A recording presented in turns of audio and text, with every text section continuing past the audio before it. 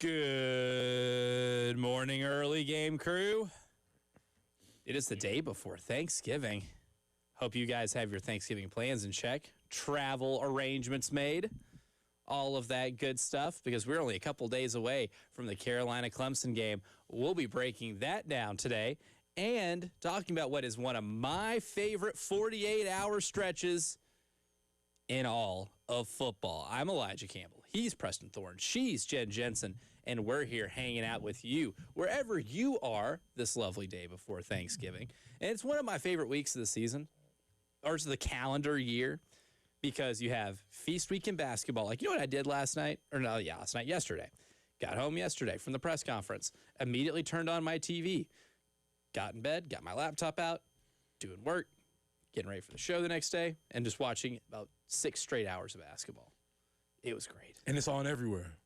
Everywhere. Different venues, different teams. YouTube TV quad box in full effect. For sure. And you got teams that don't normally play each other. Uh-huh. You have novel games that are happening. So, yeah, I could definitely understand how you'd be like, all right, this is my time. And you should have seen the look on my face when I went to the bathroom at dinner.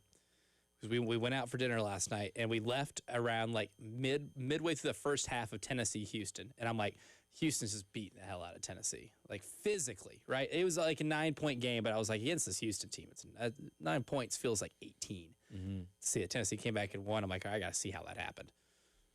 But that was a marquee matchup, right? You had a lot of really big ones. Rick Barnes and them boys. Rick Barnes figures it out, man. He figures it out. If you want to watch a basketball game that closely resembles a football game without pads, Tennessee-Houston is that basketball game. Yeah, those are two old school dudes, for sure. Rick Barnes team and a Kelvin Sampson coach team. We will never see stuff like that again. That's two old school dudes, for sure. You will not see that frequently.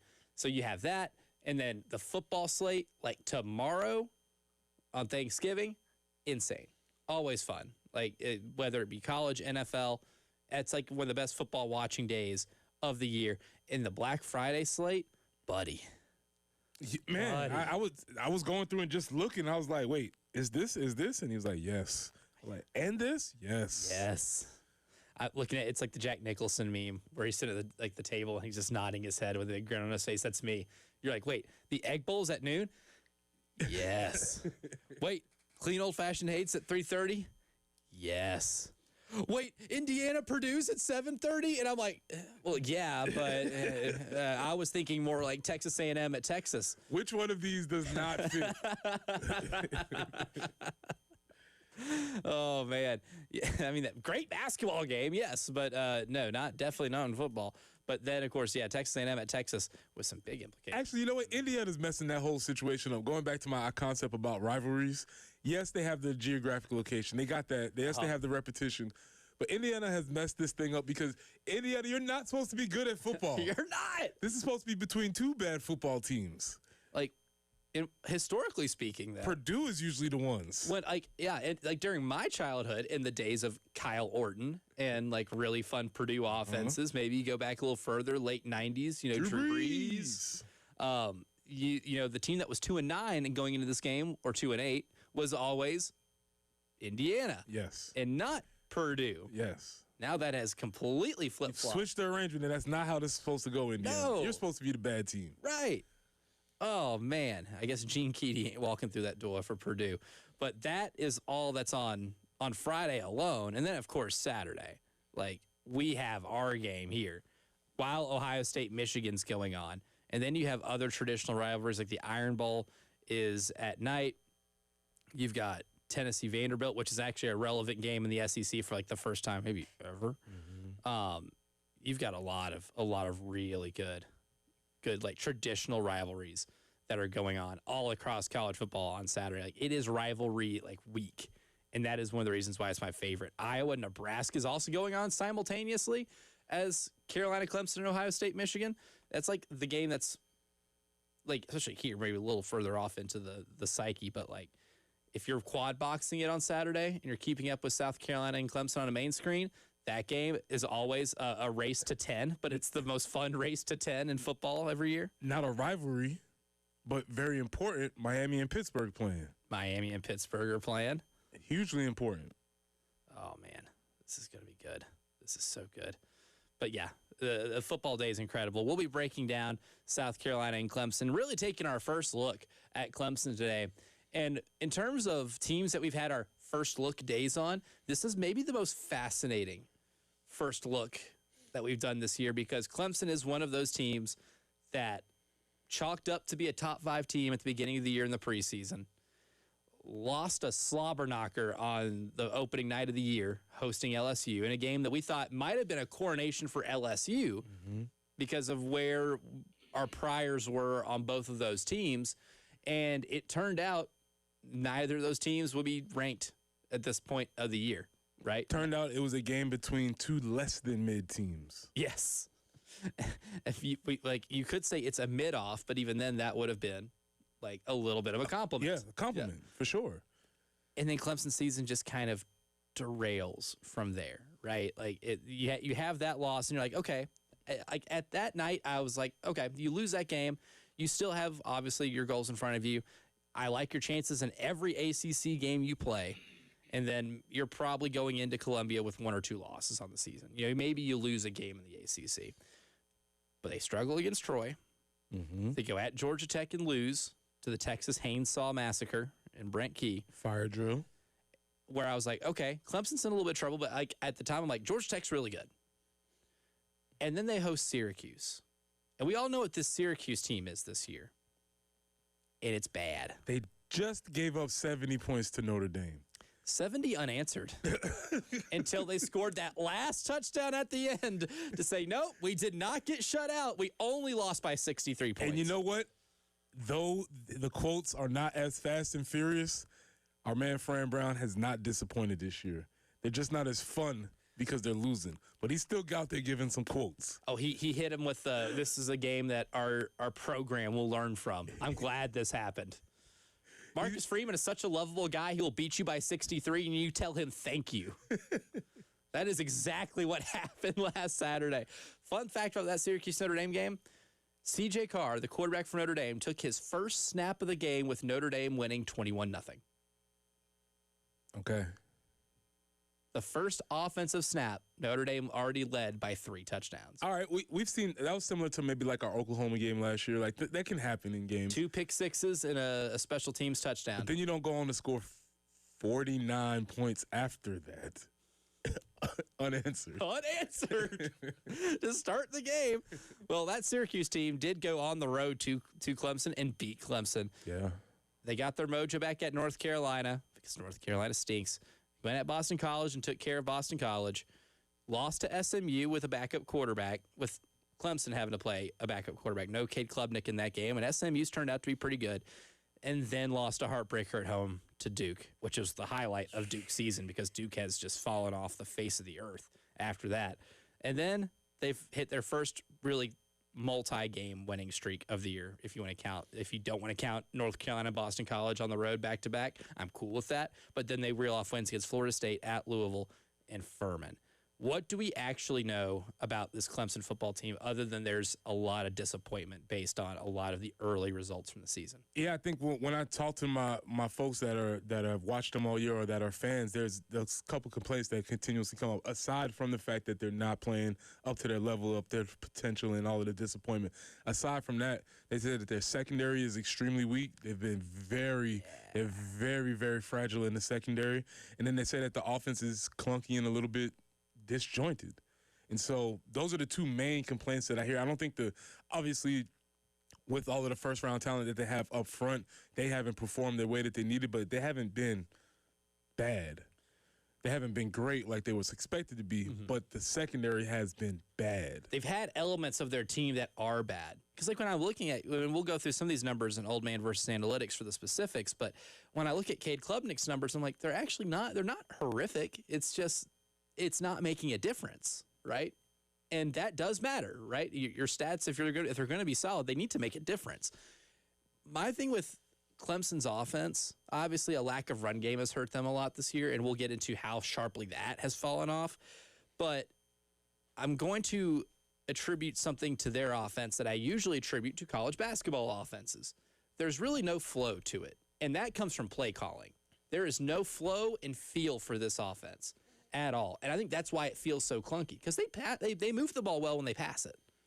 Running game isn't great, but I don't think they account for a lack of running game particularly well. And that's kind of why you've had some of the offensive results that they've had this year. I think it took them a little bit to figure out what maybe their best offenses are. But I think that all kind of culminated in that Louisville game specifically, where Louisville kept giving you chance after chance after chance after chance, and Clemson couldn't take advantage until the end, where they were able to get ahead, and then they relied on Louisville to miss another field goal at the end of the game to seal the deal. But the offense at times for that team this year has just looked clunky and unorganized, despite having what I think is a good deal of talent on that offense. They have, so they don't have and this is where it's really difficult for Clemson fans, and I would love for you all to chime in if you're listening, but it's just difficult to get the dreams of what they once were out of their head, because they had so much talent and they had so much flow on offense, and the quarterback was making a difference. He wasn't just a guy back there with stats. They had all of these things that were going for him, and I said it last year, like, hey, welcome back to what the rest of the world deals with on a weekly basis. Yeah. Welcome. This is what college football actually is about. Not that Candyland that you were living in years ago. That was not real. When you had back-to-back two quarterbacks that were the best in the entire sport.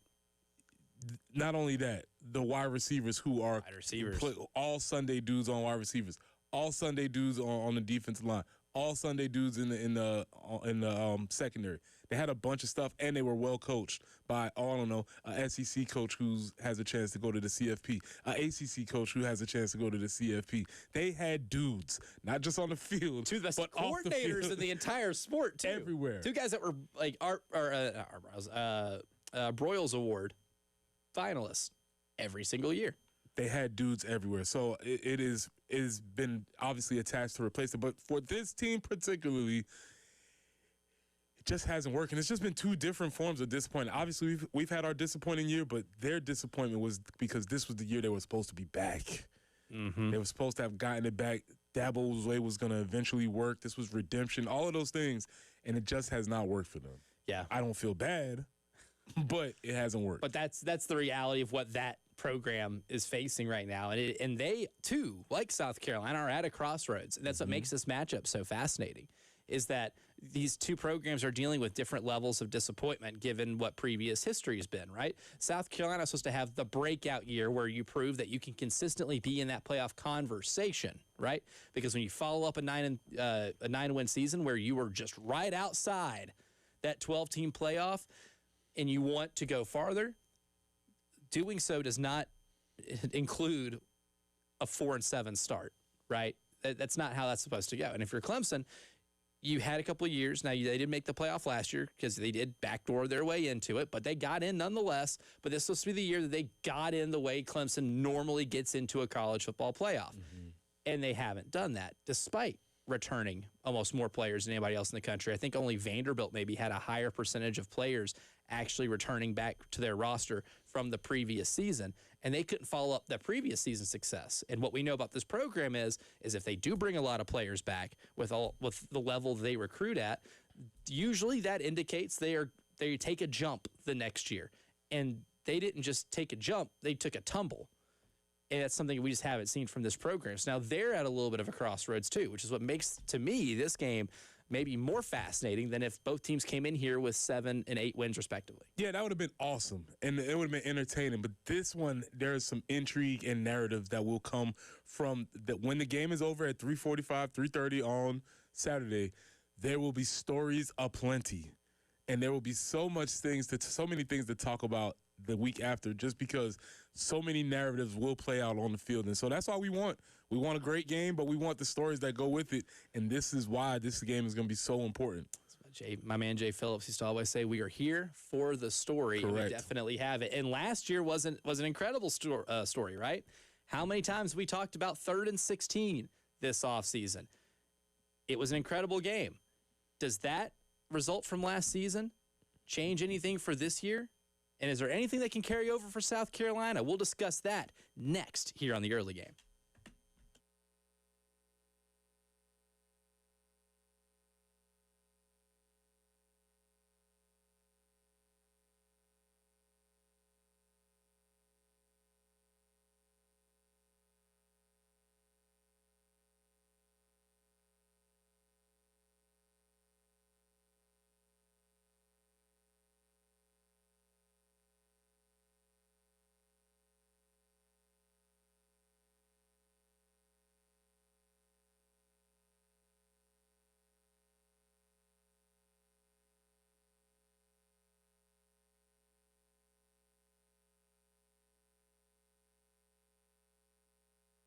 Preston here for Cato's Power Equipment. Cato's Power Equipment has been family-owned and serving the Midlands since 1983. That's over 40 years. And third-generation owner Ben Cato provides top-notch service, great deals, and the mom-and-pop values that you love. And Ben is determined to raise the standard of sales, service, and retail. At Cato's, they are proud to offer a wide selection of new and pre-owned mowers, tractors, and more.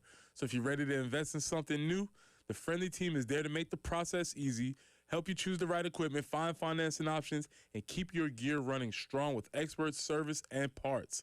Whether you're a weekend warrior or a seasoned landscaping pro, Cato's has got you covered with a huge selection of new and pre-owned mowers and all the gear you need. So swing by Cato's Power Equipment today. I'll call them at 803-254-3711. That's 803-254-3711.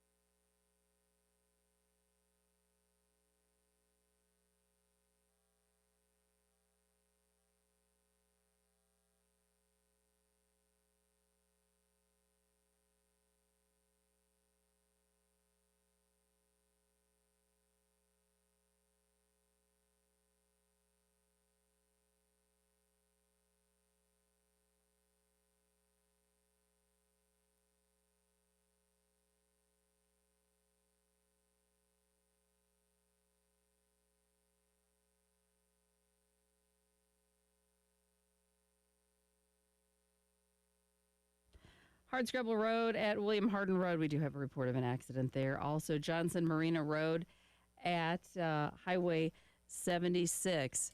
So be mindful in those two areas if you would, and hopefully your commute will go fairly well this morning. We are looking for a little bit of rain shower this morning. We have experienced a little bit of that already. So some morning rain, 73 for the high. It's going to cool down a little bit more. Overnight low of 36. Tomorrow, Thanksgiving, high of 57 under sunny skies, 52 for Friday. Right now, though, it is have a little bit of light rain, 63.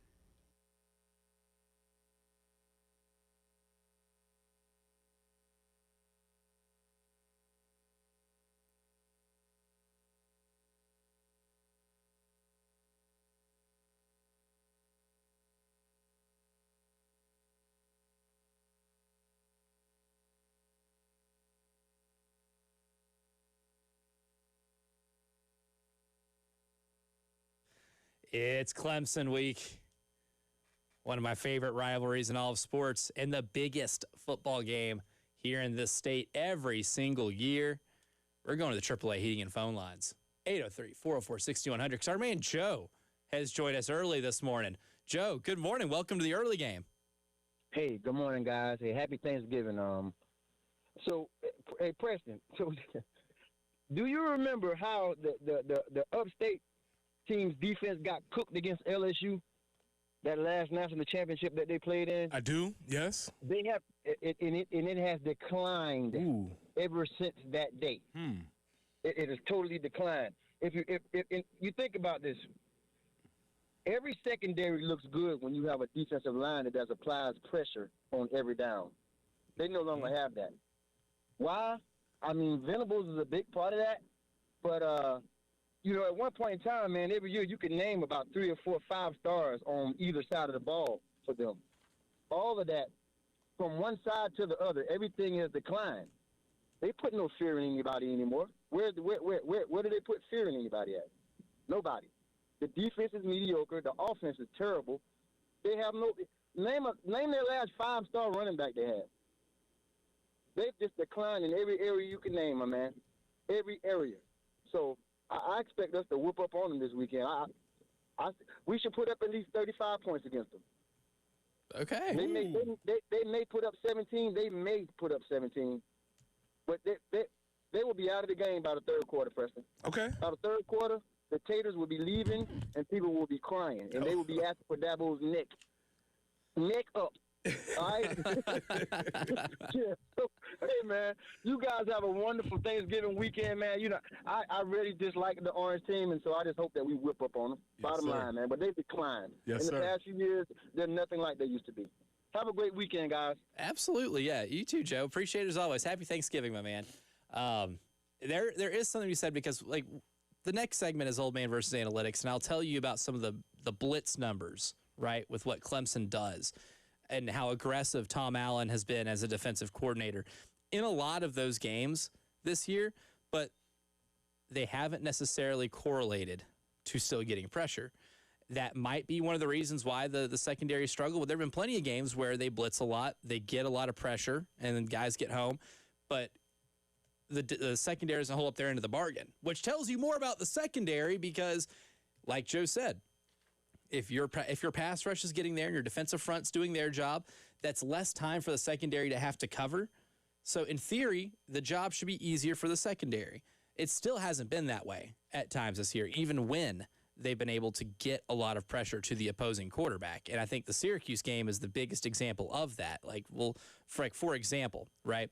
Like Steve Angeli in that game, the quarterback for Syracuse, got pressured or blitzed about 56% of his dropbacks. They only got pressured 32% of the time on him. And then he also ended up tearing them up whenever he got blitzed because they weren't getting home and the secondary couldn't cover. His numbers when he got blitzed in that game were really good.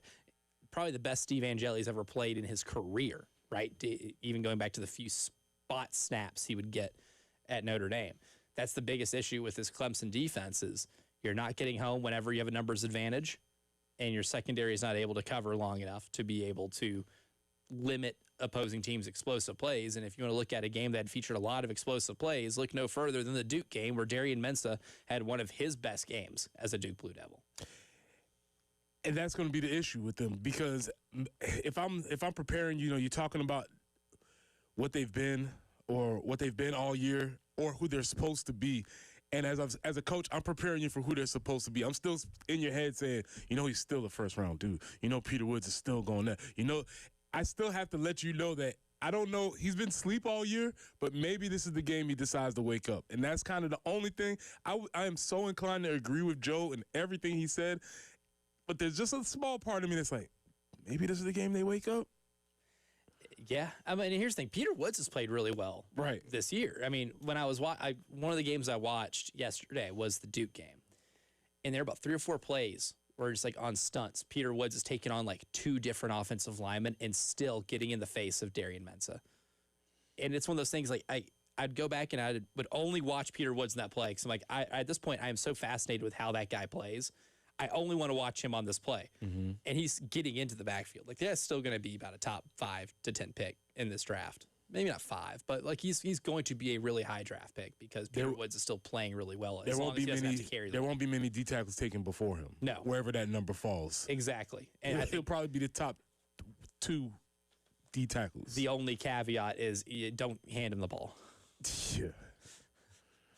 Do not give him the football twice at the goal line, because that has been that Louisville game still maybe one of like the worst executed football games with both teams I've ever watched in my life.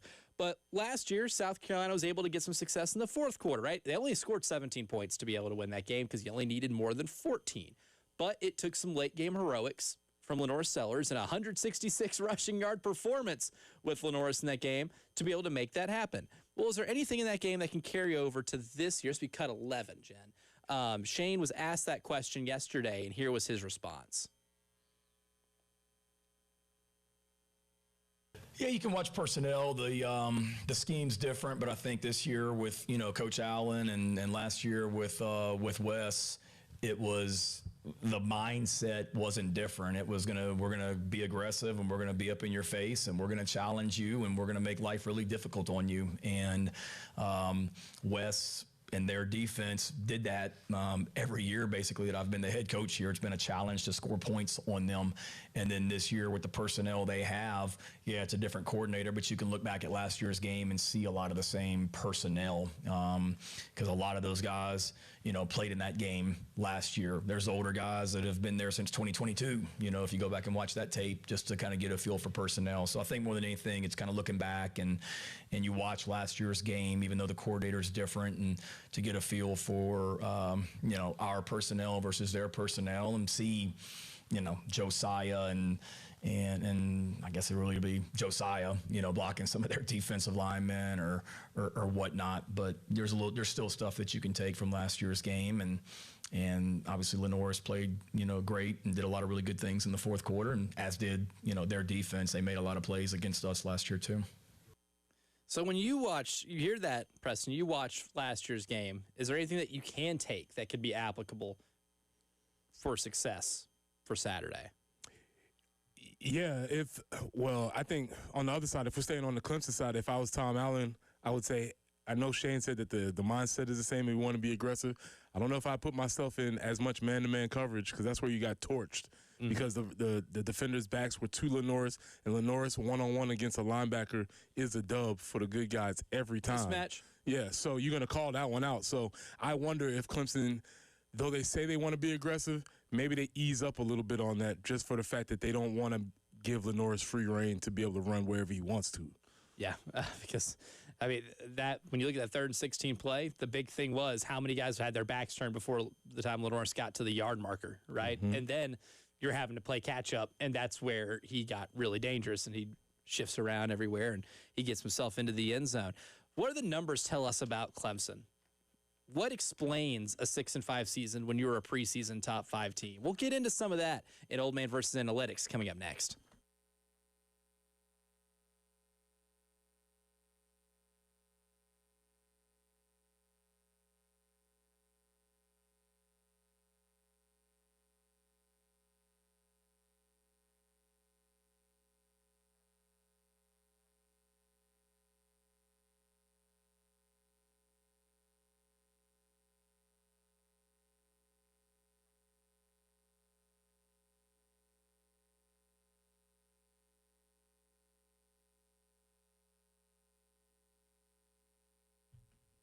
Press for our friends at Integrated Media. Listen, it might be too late to get them to come on Thursday or Friday so you can be set up to watch all the football, and that's your fault.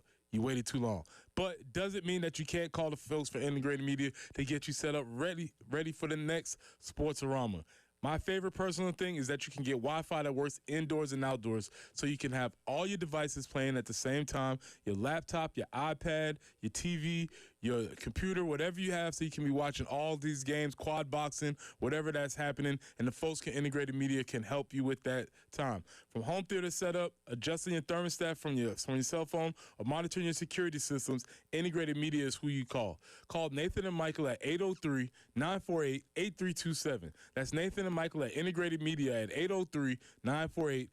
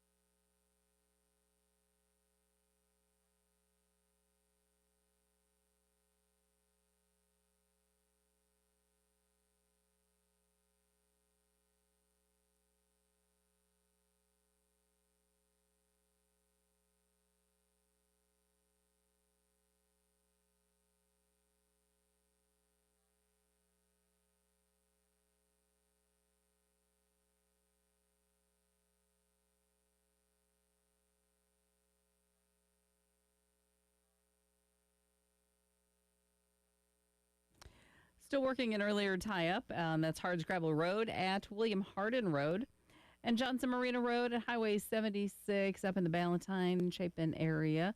Also a slowdown. And as far as your forecast is concerned, going to see a few showers this morning like we have been, and 75 for the high, overnight low of 39. So going to be ushering in those cooler temperatures because Thanksgiving Day we're looking at 59, overnight low of 28. Both tomorrow night and Friday night. So tailgating on Saturday morning going to be a little bit brisk. And a daytime high on Saturday, it's going to only be 50. So football weather is here. But right now, it's 65 on the early game.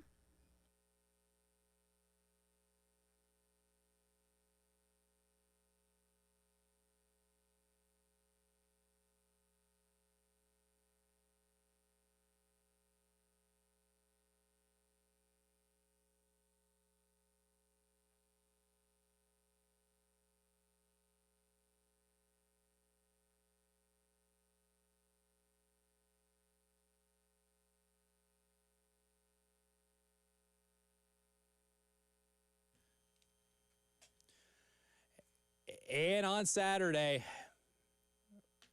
it's Carolina-Clemson in a game that features two teams nowhere near where they wanted to be at this time. Nowhere near where I thought they'd be at this time.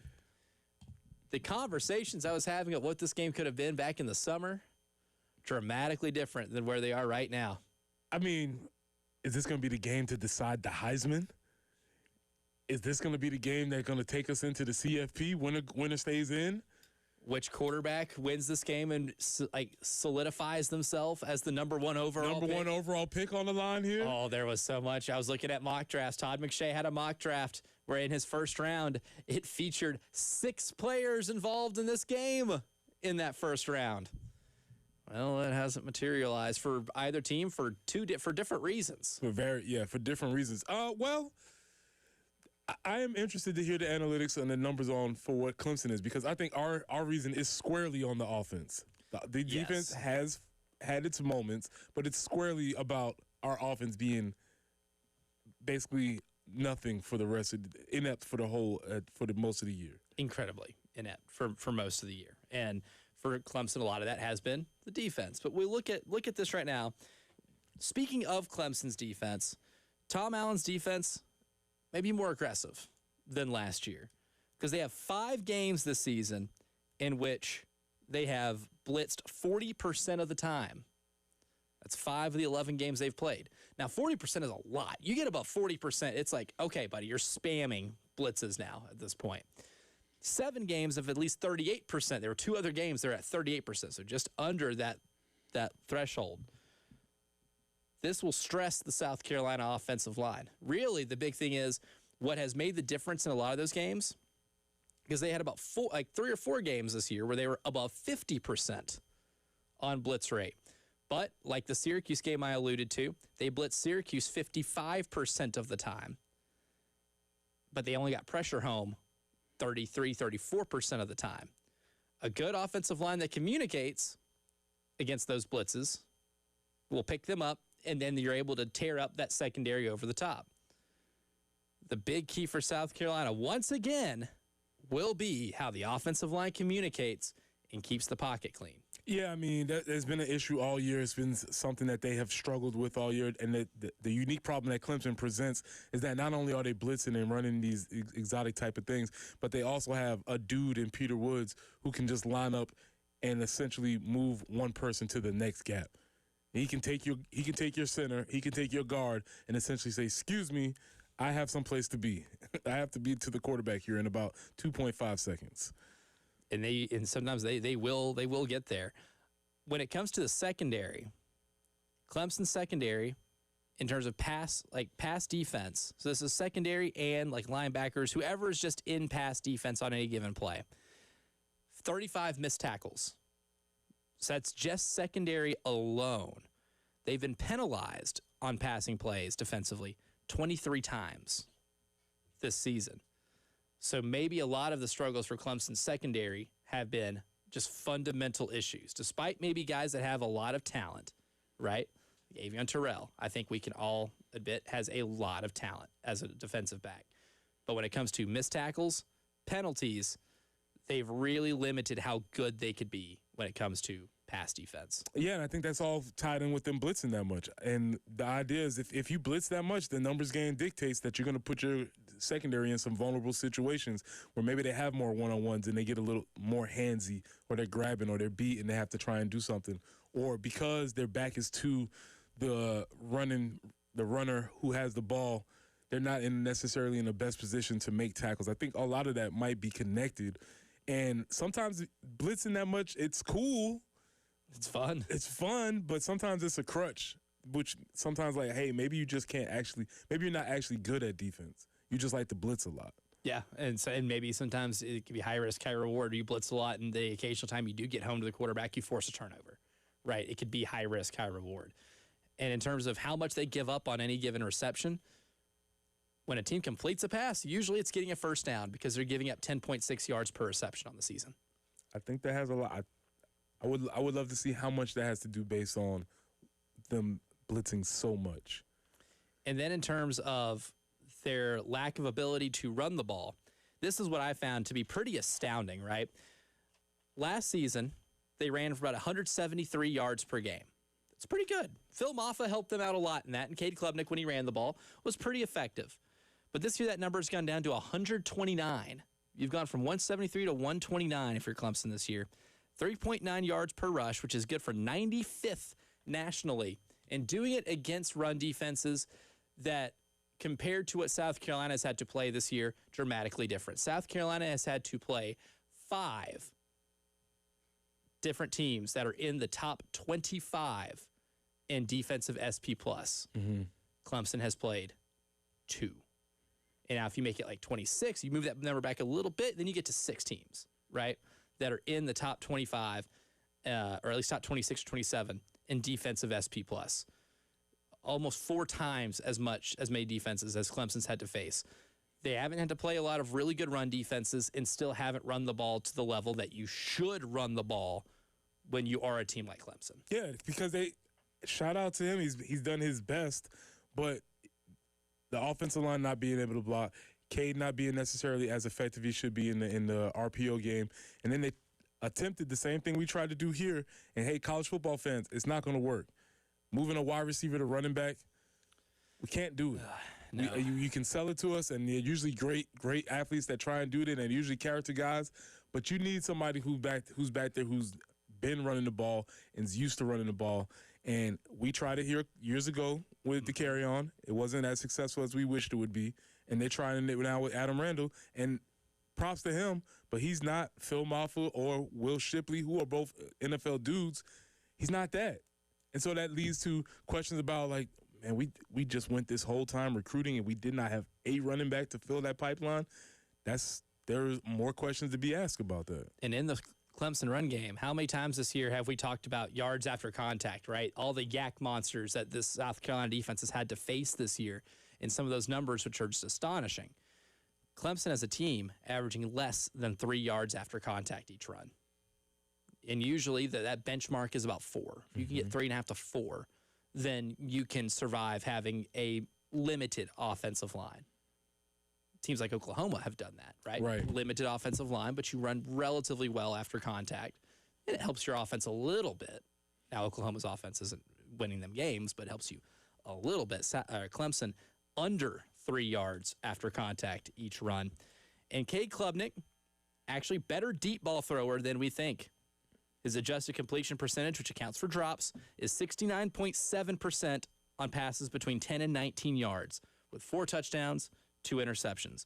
His passes on 20-plus yards down the field, adjusted completion percentage of almost 50%. He's sitting at 47, with 9 touchdowns, 2 interceptions, and 13 big-time throws on passes down the field. If there's anything Clemson's offense has done really well this year, it's throw the ball down the field. And that's the frustrating part for Clemson fans, because you see all the big plays, you see the big splash plays, and then Cade will mess up an intermediate read, fumble RPO, yeah. right? He'll do stuff like that, and that's why it just hasn't necessarily clicked the way I think they would have liked it to have. Yeah, so that's, if you're a Clemson fan, that's definitely an origin of a lot of that frustration. But the title sponsor for this game on Saturday, the South Carolina Education Lottery. I caught up with our friend Josh Whiteside from the South Carolina Education Lottery to tell you not how only can you support this rivalry, but also South Carolina education. We'll talk with Josh coming up next here on the early game.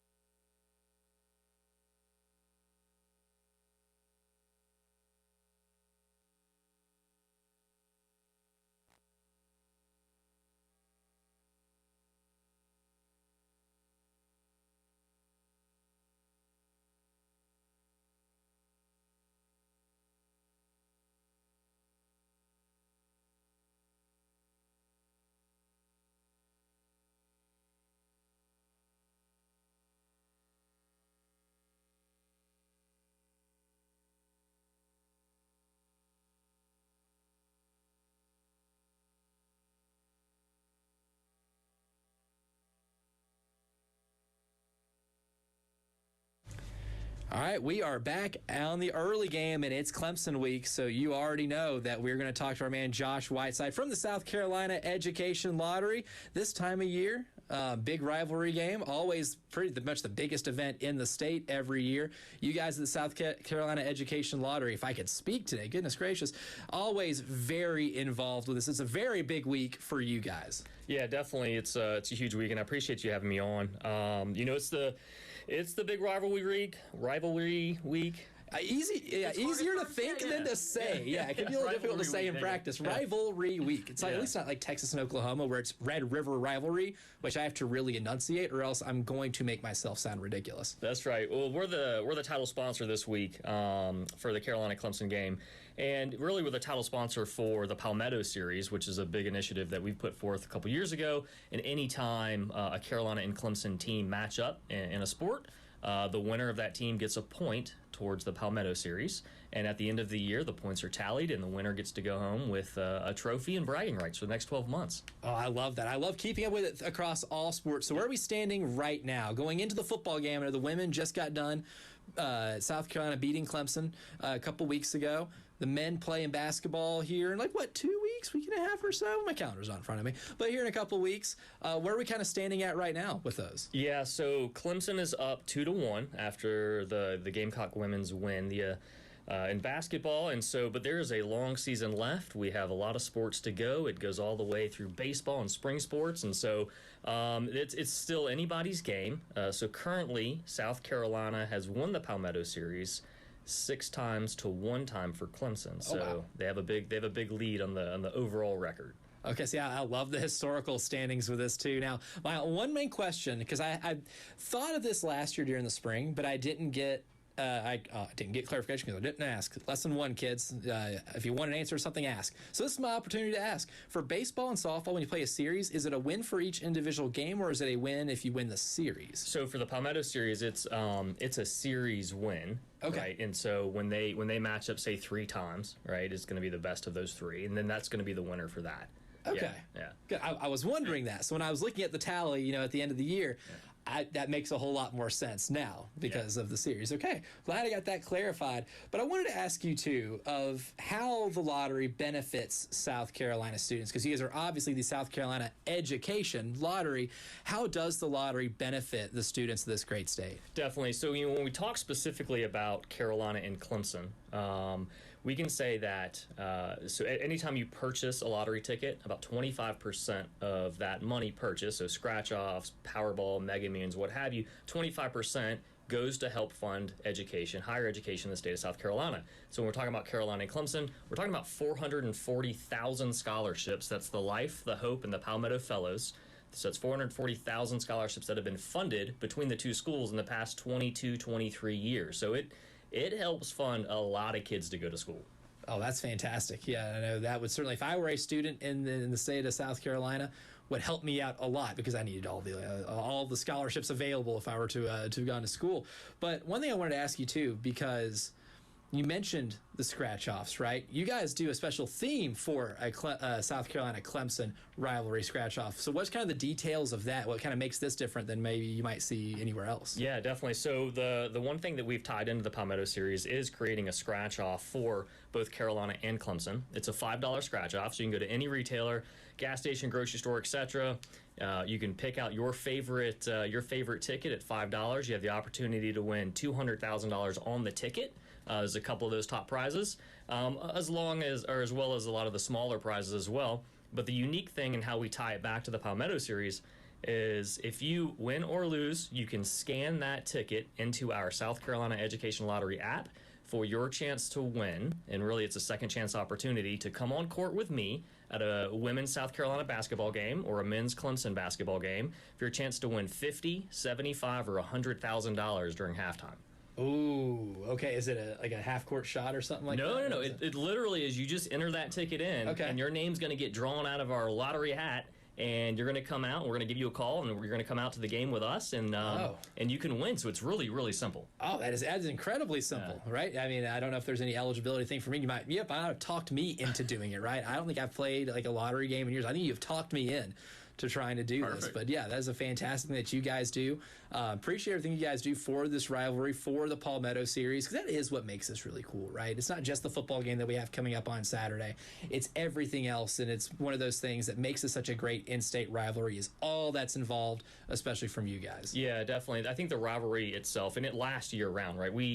These schools match up all year, and so go support your local school. Go support the lottery, right? And remember, every dollar that you spend, a quarter of that's going to go back to education. And sort of to tie back real quick on those scratch-offs, another Palmetto Series point can be won by the fans for your school by entering that ticket the most. So whichever school gets the most entries through the app is going to get a point for the Palmetto Series. So at the end of the year, I'll be delivering a trophy to somebody, and whoever scores the most points at the end of the year. Who won it last year for the scratch-offs? So South Carolina won it last year. Okay.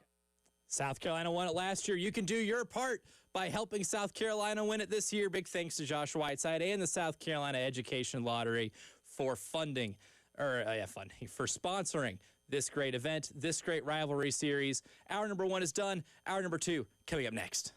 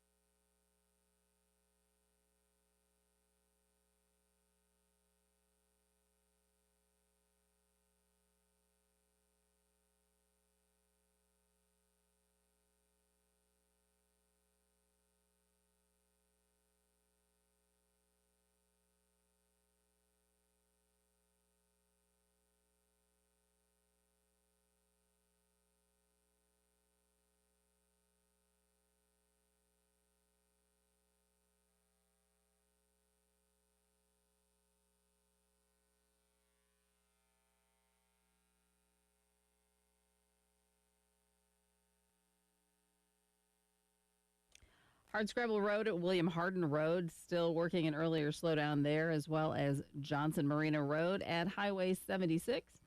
And Sunset Boulevard at I-26, also an accident. 75 for the high today. It's going to get cooler progressively and into this evening. The overnight low 39. Now, we are still going to have maybe a couple more morning showers, and then that should clear out. Tomorrow, it's going to be breezy but cool. 59 for the high. Overnight low 28. And on Friday, it'll be sunny and 51. The overnight low, again, 28. So Saturday morning tailgating, it's going to be a day to bundle up a little bit. And then our high for Saturday, 50 degrees. Right now, 65 on the early game.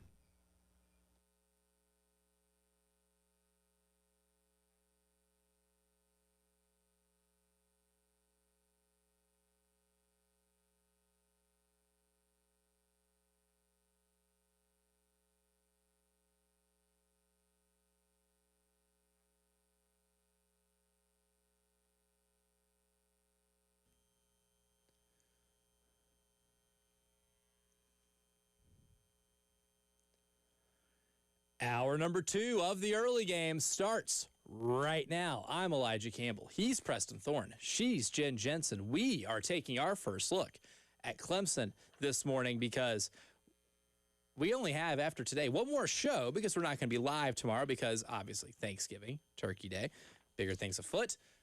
But we will have only one more show after this one for football season, for South Carolina football season. Yeah. Wow. Makes this one a big one. It's it the does. last one. Yeah, when you put it in that perspective, that's absolutely right. This will be the last one that we'll talk. And that's why I said this game is so important because we still will be talking football. The conversation still will be happening. But what will be the narratives that come out of the game as a result of what happens on the field at 12 o'clock on Saturday? Because the narratives that come out of that field are the ones that we're stuck with until SEC Media Days. Exactly. The ones that we are absolutely stuck with, or at least until portal season comes around and when it comes to finding another offensive coordinator. But this will be the last taste that anybody has in their mouths of this season's football team. The last one. And it's a big one, right? It is the rivalry game that you have here locally. And when we're breaking down South Carolina Clemson, we looked at a lot of the things that Clemson maybe does well, but a lot of things that have kind of failed them this year. And that explains why they're 6-5, right? Why a roster with that much talent ends up being 6-5. An incredibly disappointing season for them, too. Both teams are coming into this game not feeling good at all about their season. But one thing that I was interested in terms of just breaking this game down, was Clemson does have an aggressive defense. You've played plenty of aggressive defenses this year in the SEC. Oklahoma, aggressive defense, and arguably one of the 2 or 3 best in America right now. You've played Alabama, pretty aggressive. LSU has a very aggressive defense, and we saw exactly what they did to your offensive line when you had to play in that game, and that was the game that got Lonnie Teasley fired, and rightfully so, because that game was inexcusable when it comes to looking how your team played in the trenches. Texas A&M, an aggressive defensive front that oftentimes gets to your quarterback. You've seen a lot of teams use the approach of we're just going to bombard your offensive line with bodies and make you have to be ace communicators to be able to keep your pocket clean. And South Carolina has not done that a lot this year. Clemson's defense, and Tom Allen as a defensive coordinator, has been really aggressive this season. I threw out the stat earlier. 5 times this year they've had blitz rates of over 40%.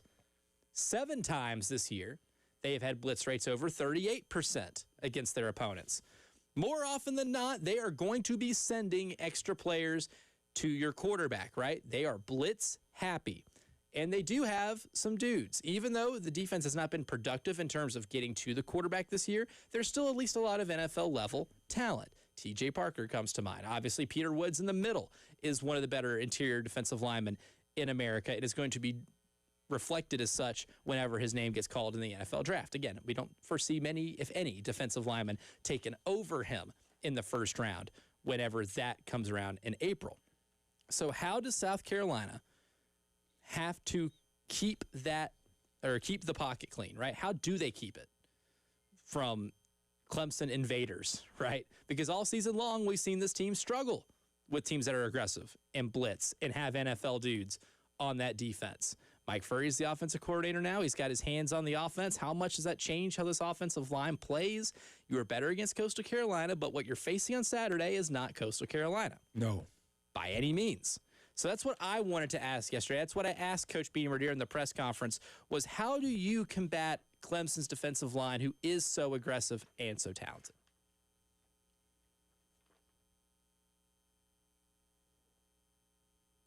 Projections, I'm pretty sure everyone that I've looked at has Parker and Woods both in the first round if they come out, or I don't even know what decisions they have to make. And then they've got guys on the back end. They're going to be NFL players, but it certainly starts up front, and it really starts being able to control those two tackles. And it'll be a big challenge for our guys on the offensive line. We've gone against some really good defensive tackles this year in this conference. We've gone against some really good defensive ends this year in this conference, and then we're going against a really good front four that has depth this Saturday in this game. So we're going to need those guys to play really, really well, play with great physicality and execution, and then you know, I think Dabo said it in his press conference today, and I agree. Like, our best players got to play well, and that starts on the offensive line. Like, those guys have got to play well because 11 and 19 can wreck your entire game plan if you don't control them. He says your best players have to play well, but the thing with South Carolina's offensive line this year is that your best players have not been on your offensive line, and that's been one of the biggest issues this year. And if we're trying to explain how South Carolina had a season where they're preseason top 15 and go into their last game of the year with a 4-7 record, you can point back to the offensive line not having any of your best players as to why you're that way. Yeah, and there's not a lot of evidence. Yes, they have played against a lot of great players. Yes, they have done that, and they have not been successful. Because you're 4-7. Right. Yeah. And so there's not a lot of evidence to predict that they are all of a sudden going to turn it on and get physical and execute. They haven't done it to this point. I'm not sure if that's what I would bank on. However, I could try and scheme my way around these deficiencies by going to the screen game, the draw game, the delay game, and doing all those types of things, because I just wouldn't see like, hey, no, this is the week where we're going to get physical against 2 first-round dudes. I don't know if that's the challenge you want to take. Now, what you could bank on is that those first-round dudes see the end of the road and they're like, I don't know if I really want to turn it up and be here like that, because I'm not going to be here. Hit him with that Magic Johnson. I'm not going to be here. So maybe they give him that, but I don't foresee that happening, and that's the only thing that really gives me pause as we go into this game. And one thing I threw out earlier was how many tackles this Clemson team has missed when it comes to pass defense, right? If you just look at like the coverage numbers and you look at the amount of tackles they've missed on the season, it's 35, right? So they're missing over 3 tackles a game just after a catch is made. Does that make you more eager to be able to throw the ball out to the perimeter and say, hey, look, you're going to send guys, you're going to do a lot of blitzing, so we're going to identify your blitz, and once we do, we can audible into a screen game and make it to where we like our numbers against yours and maybe your lack of efficient tackling against ours. Yeah, absolutely. We just saw it. We saw it work last week against Coastal. Now, obviously, Clemson saw it work last week, so they're going to be prepared for that. But I like my chances of one of those guys on the exterior making somebody miss rather than one of our running backs making somebody miss, because they haven't done that a lot this year either. So game plan towards your strengths and try and reduce your weaknesses, which would be running the ball on the inside zone-ish type of plays where your offense line hasn't been great, your running backs haven't been great inside. Get it to the wide receivers where some things have happened recently. Especially when we look at what happened against Coastal Carolina and your 51-point offensive explosion, which you haven't been able to do all year, which tells me there's something that's clicking a little bit, right? Even like you can do the it's just Coastal thing all day, but at the same time you played other inferior defenses like South Carolina State and Virginia Tech and did not have anything close to the amount of success you had this past Saturday. I think the big thing is you're blocking better on the perimeter. Your screen game's effective because it was effective against Texas A&M in that first half, right? When you were moving the ball really well. That's something that you're discovering you can do, and you're doing more of it. I wouldn't be surprised at all if you first play this game, tunnel screen, or anything to just get the ball on the perimeter. And I wouldn't be surprised at all that if one of the objectives in this game or one of the points of emphasis that Mike Furry has on this offense is say, hey, we're going to try to identify blitzes. We know they do it a lot.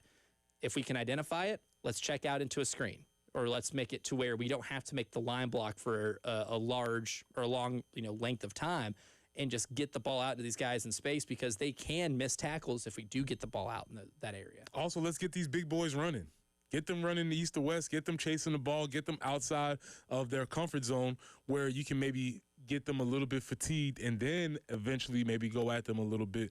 But, yeah, make them run side to side. Get those tongues wagging a little bit. And then maybe if you're able to do that pretty well, and maybe you play them out of blitzing as much, because if you make them pay for sending extra guys, sending extra bodies to the quarterback, and you leave less out there to have to defend against a screen game, if you're doing what you did against Coastal, which even if you take away the 75-yard pass at the beginning of the game, like you take away everything Jaden Sellers did after the catch, you're still averaging over 13 yards per screen pass in that game. Now, what would be successful is if you're averaging 7 or 8, right? If you're picking up 7 or 8 yards consistently doing that, you're consistently moving the chains. And then you force someone like Tom Allen's hand to maybe not bring as many players to the quarterback. Instead of, rushing 6, you're just rushing 4 every time. And then when you do that, this Clemson defense in the secondary has shown to be susceptible over the top. Maybe that is where you hit them with a long pass, because Shane sounded pretty confident about Nick Harbor's ability to be able to play on Saturday. If you're hitting them with screens, you're making them have to go east to west a lot, at some point you can catch them in a lull where you're able to keep a fresh Nick Harbor on the field to hit them over the top with a couple of explosive pass plays, which we know Mike Furry is going to want to do. Yeah, and you'll want to take those chances. Yeah. You'll take that shot oftentimes. Yeah, and then now it's the onus will be on Lenore Sellers to be able to make that pass, right? And given what we talked about yesterday of him having a chance to be only the second quarterback since 1992 for South Carolina to beat Clemson both home and away, that's what he's going to have to do. He will ultimately be the one to have to make a lot of these plays too. Once we get to it. Yeah, I mean, it's no secret that last year does not happen without those heroics, but that's what it often takes in these types of games. And so maybe both sides are waiting for their big-time players to show up and make the play that gets them over the hump that they really maybe haven't had this year. And it's going to take that. And he probably needs to understand that going into the game. And so if there's opportunities to make a play, take them. Yeah. This is not the game to not be aggressive. This is not the game to go through your reads or progressions or whatever type of stuff. No, this is the game to go be a superhero. This is the game to also break out anything that you have in the playbook that you didn't, which might be run a play out of the wishbone. One that might have picked up 29 yards in a spring game. Out of all the players, Mike Shuler, he never came back to that one. You know what's funny? And I've told this story on air before, but I'd like to tell it again because now it has proven to be very ironic. It was the first time I met Mike Shula. I'm in the elevator with him going up to the press box. I'm going to eat before I go down because I was doing sideline for the spring game. And I told him about the bit. I introduced myself, said, hey, yeah, I'm the doofus who came up with the play you guys are running on the first snap. And he laughed and he goes, I'm going to teach you a lesson about football. If it works, it's not your play. It's our play. Well, I mean, he picked up 29 yards, so I'm like, okay, I guess that's your play now. And guess what we didn't see all year long with Mike Shula calling plays? We never saw the wishbone. I'm not mad. I'm just disappointed, right? I'd like to think that Mike was sitting in the office one day and he's like, man, if I could just get that wishbone in there, this would change everything. They won't let me do it. Shane vetoed him when he Shane, I got this play. Remember the spring game? It got 29 yards. Shane's like, no. They're never going to see it coming. No defense will ever see us coming.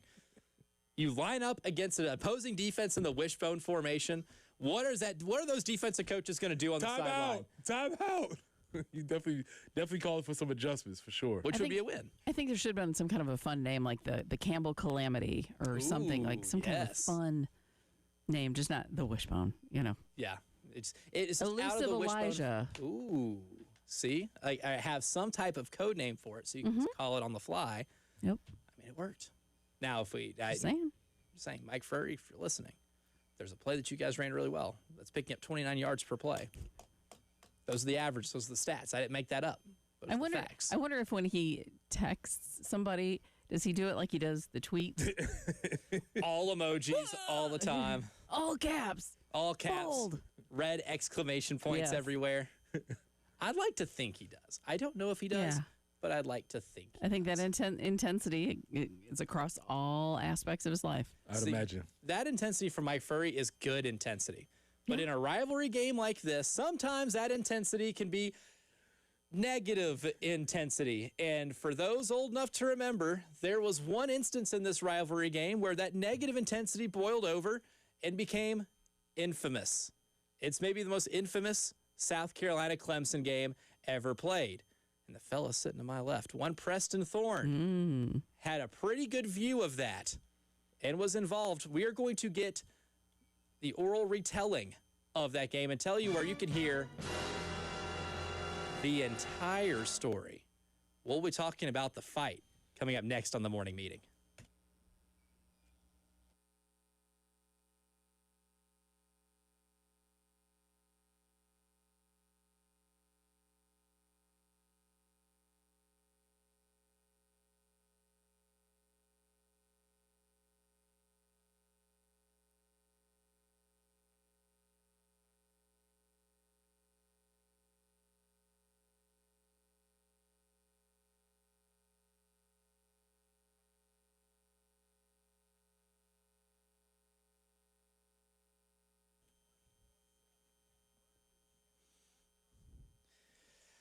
See, the Thanksgiving's just tomorrow, and after that, we're full on into the season of giving because Christmas season's coming around, and you might be struggling to find the perfect gift for the golf lover in your life. Well, fear not, I have an idea. That's where I come in, all right? So listen to the tone of my voice here as I tell you the perfect gift for somebody in your life who is a golf lover is a membership over to ProSwing, right? You can just go to ProSwingColumbia.com to book individual sessions, but you can get more information about memberships that are always available at 803-592-3916. You can do it to either the Chapin location or the Forest Acres location. Golf Zone memberships are the perfect gift to give to the golf lover in your life because they can go enjoy the Golf Zone simulators, play in any course that they can imagine, and also be able to get swing evaluations, get all the info they need to improve their swing and improve their golf game. Again, 803-592-3916 or go to ProSwingColumbia.com.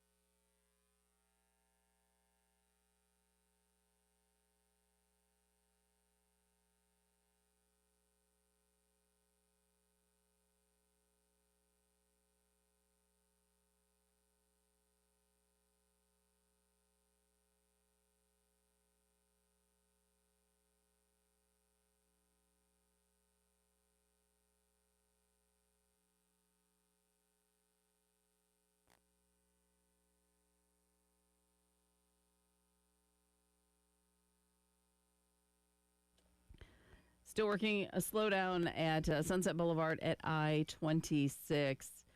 Aside from that, other accidents have been cleared this morning, which is good. Maybe a remaining shower or two across the Midlands should be clearing out.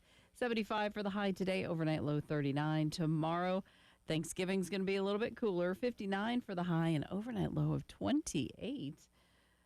Friday, 51, Saturday, 50. And again, the overnight low into Saturday morning for tailgating, overnight low is 28. So again, bundling up for Saturday. Have some good old-fashioned football weather right now, though, 65.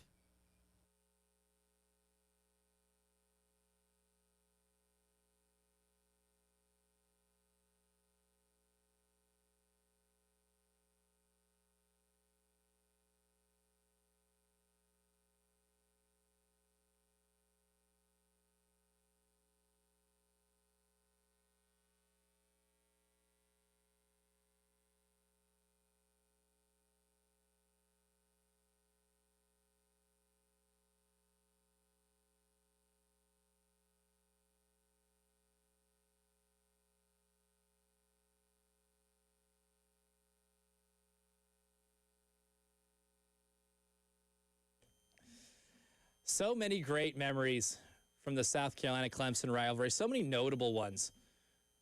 But in 2004, keeping it real went wrong.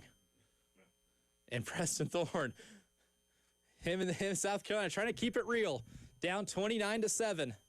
An incomplete pass on 4th and 11 caused a little bit of a scuffle that ultimately involved everyone, and when I say everyone, I mean everyone on the football field. It's time to relive one of those moments in the history of this great rivalry. We'll do that for today's morning meeting. Morning. Repeat after me. Today will be an awesome day. To throw hands. Let's go. Just kidding. Don't do that, kids. Good morning, great today. Today will be an awesome day. Good morning, great today. Today will be an awesome day. So we'll have a little bit of a history lesson here from what we will call, kids, a primary source. Primary source, that is correct. You know what I think is funny is that we've gone from this really sweet, good morning, a happy little thing, and now we're going to talk about a fight. Throwing hands. Well, yeah, it happens. It was 12 o'clock. Memorial Stadium. It was an early game. Jefferson Pilot Special. It was a thing. And Early yes, game mentioned. I was there for the. I was the captain of the 2004 team. The infamous fight, the infamous brawl that people have talked about in lore, and it's come and gone. As far as there was a while where people did not want to talk about it, but then ESPN, in classic ESPN fashion, in building up the game, they would bring up the highlights, and people would have the looks of it. And so me and Langston, we wanted to tell this story. So we did a podcast, and it's on Spotify, it's on YouTube. You can find it. It's called The Fight by athletes and artists. Wanted to tell the story of this event in USC history, or in our personal histories, and it was a really cool challenge to be able to get all the different sides of this thing that happened. And so we have conversation with some of my teammates that played with me in 2004. We have coaches, we have Clemson players, we have some of the equipment managers, we have the broadcasters, we have everybody who was involved in this thing. And the story is really, everybody saw the fight, which was awesome and awful at the same time, right? It was awesome because if you were just on a random Saturday watching college football and this thing is happening, it's like, I imagine people back then were, texting on their Blackberries or whatever they were using, like, yo, something crazy is happening. And so everybody around the nation was watching that. And it went on for a very significant period of time, up and down the field. There's a lot of infamous moments in there. There's the helmet being thrown into the stands, all kinds of things. In which, one, I want to say, when you look at, for everybody that says, oh, it was such a bad thing, when you look at those pictures, those people in the stands were enjoying it. Oh, especially the guy who caught the helmet. There was nobody in the stands who was sitting there saying, this is bad for the youth today. They were all there for it. I just want to make sure everybody's very clear. The revisionist history on this is a moral scourge on the game. Everybody there was having a great time. it just got a little bit out of hand. But the real story of it is all of the things that surrounded that particular moment when it happens. You know, the night before was the Malice at the Palace. So the night before is the Detroit Lions and the Detroit Pistons and the Indiana Pacers. They have their historic brawl. We're playing 12 hours later. That sets sort of the foreground for that. This is Lou Holtz's last game as a coach, period. There's this new guy that's about to become a coach. Steve Spurrier is wafting in the wings about who's going to become the coach. Oh, yeah, the wide receiver coach for Clemson, Dabo Sweeney, he's there in the mix. So there's all these different things that are boiling around. And then the fallout from that, we ended up not going to the bowl that we had earned that year, which that was definitely a bummer. So it ended up being my last game that I ever played, a lot of my teammates' last games. And it definitely was a new era as Spurrier came in. And a lot of my teammates, you know, we kind of got moved to the side because, you know, we was a black eye on the university at that time, and they wanted to move forward. And Spurrier is coming in. It was a new Carolina. So it's a really, really interesting story. But, yeah, on field, I have never been a part of anything like that. And I imagine we probably will never see things. We see scuffles here and there. We saw some stuff last year with Michigan and the flag playing and all that. But that was a significant actual brawl up and down the field. So, yeah, if you want to check out the highlights, you want to see that, listen to our podcast to get the whole story, especially as you're traveling. It might be a good time to check it out. But it's really interesting to hear all of the stories, especially the Clemson players hearing their side of the stories. Yeah, that's my favorite part about things like that is one side has one perspective and the other one has a completely different perspective as to what happened. But yours is the one that's the correct perspective. Well, yeah, we have a lot more of our sources on it, but they give their side of their perspective of the whole situation. You know, Clemson comes down the hill, and we had players waiting at the bottom of the hill. There was a coach who told them to meet them at the hill, and so our players just being coachable, doing what's instructed, just being coachable. Went and met their players at the bottom of the hill, so that kind of started this whole thing. But a fascinating moment in time that I'm glad I had the chance to document and tell the story. Now, fights like that don't happen in a vacuum. There's a good build up. You mentioned the Malice in the Palace the night before, which also remember watching live on TV with my dad. He goes into the kitchen. I remember yelling like, "Dad, Ron Artest is in the stands," and I just hearing a what? Then that happened, the next day. What was kind of a few of the things that maybe led up like throughout that game to make it to where once that happened, on 4th and 11, that was kind of the last straw. You had the rivalry, obviously, that was in the foreground. You had the Malice at the Palace. Everybody was showing it. There was obviously tensions there. Another game where I know we had already secured a bowl berth. I think both teams were sort of fighting to get maybe a little bit of a better bowl, but we were both mediocre squads. You know what I'm saying? And so you had those things in the foreground. The whole game was chippy, I guess you would say, but it was not. It was getting past chippy on the edge of dirty. Like players are retaliating, players are doing things after the whistle, and the players are obviously responsible for that. The coaches are responsible for that, but the referees never really took control of the game, and so the game is just going.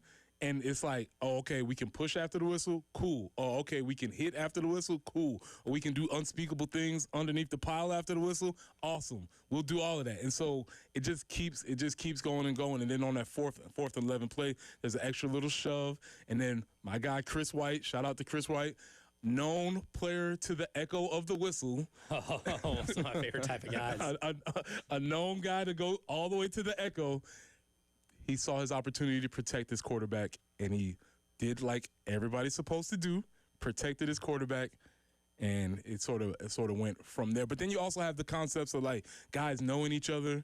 And, I know you, you know me. Maybe I like you, maybe I don't like you. Maybe we're friends. There's a great story in there with Troy Williamson and Ty Hill. Troy for us, Ty for them. Those dudes grew up with each other, so they kind of like end up fake fighting each other. They kind of like putting their arms around each other and nothing's happening. So there's a lot of really cool stories, but it was a build up to what seemed like almost an inevitable thing. Oh, so if you get a chance, you're traveling for Thanksgiving, definitely go on Spotify, go on Apple, look up The Fight podcast by athletes and artists. Highly recommend doing that. Take a little trip down memory lane, relive one of the moments in this rivalry that whenever we show montages of these two teams playing, will always it will be played at 12 o'clock. I guarantee always be brought up. So. And then next year they made them shake hands at the 50-yard line, which was the lamest thing that they made them do. Yeah, I remember all my friends who were on that team the next year were like, we had to shake hands at the 50 before the game. Oh, it's like when you fight with your siblings and your parents tell you to sit on your hands or hug them or whatever. Exactly. It's forced. But coming up next, what's not forced? The early game underdog challenge. That's next.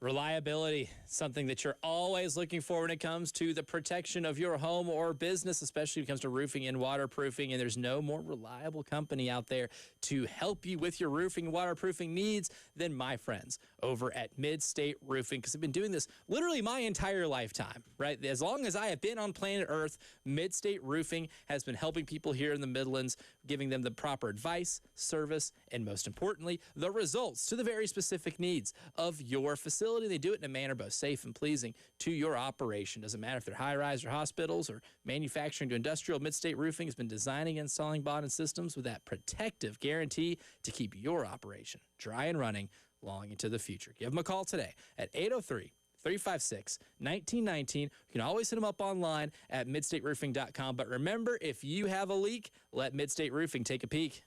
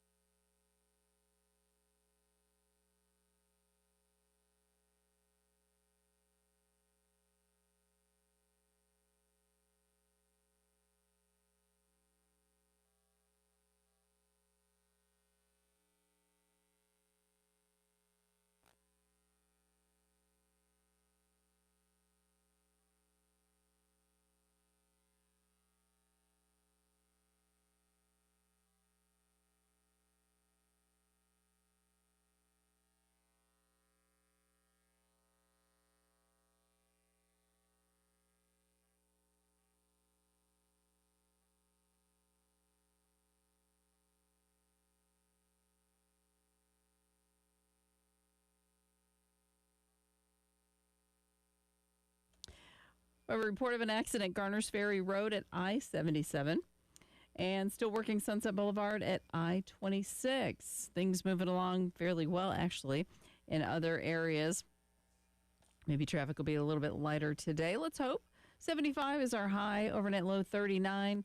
Tomorrow it will be 59 for your Thanksgiving, overnight low of 28. And Friday, sunny and 51. Again, overnight low into Saturday morning of 28. Game day looking for a high of 50. So it's going to be a cooler day for sure. 65 right now in the early game.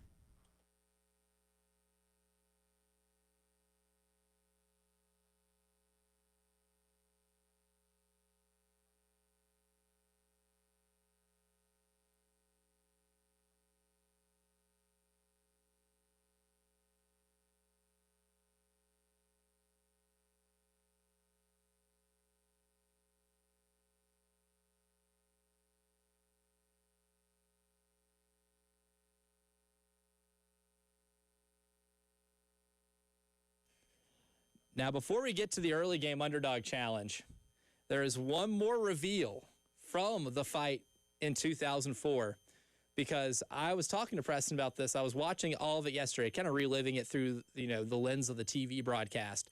And I was like, I want to look for Preston. I want to see if I can see Preston on the field anywhere. And there's a screen grab of Preston standing on the sideline. You can see because of the big 94. And there's definitely some chirping going on. So I'm like, I want to know the story behind that part. Yeah, it's wild because I wasn't directly involved in the scrum at the time that it was happening. But the big reveal at the end of the story is that from both sides, through all the people that we were talking to, the key component is that the play happened on 4th down. And so because the play happens on 4th down, it was a changeover in downs. And you have not 22 people on the field, you have 44 people that are coming on and off the field. And everybody, yes, he pushed them and all this, but everybody sort of was like, are you going on the field? Are you going? And so you have all of these people that are on the field at the same time, and that ends up being the catalyst for people coming off the sidelines because you already have this sort of, the hockey change that is happening. And so it's like both sides are like, man, they thought the other side was running on the field. Or we thought y'all were running on the field. Yes, you were, but you wouldn't have been running on the field if it wasn't for the 4th down. So it was just really interesting how both sides ended up seeing that. But regardless, nobody at the time thought it was yes, it was bad at the moment, but then the fallout ended up being eventually worse. And yeah, go listen to the pod. It's pretty fascinating. Yeah, highly recommend going to listen to that as we bring in our pal Nick Harvey from Team WIS here to make our picks for the early game underdog challenge. Last week, not a banner week for us, especially me, whose losing streak continues. I had no points. Team WIS had 0 points.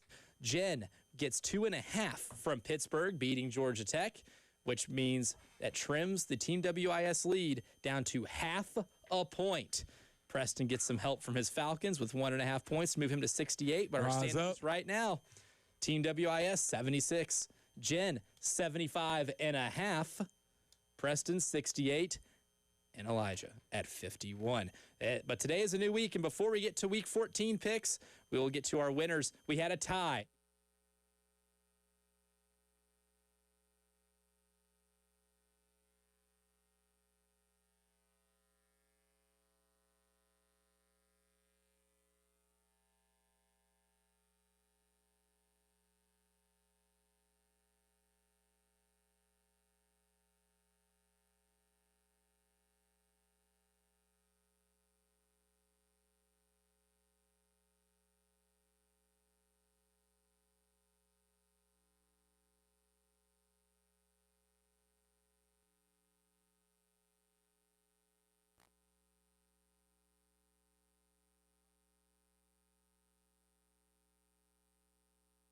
Okay, now is it working? There we go.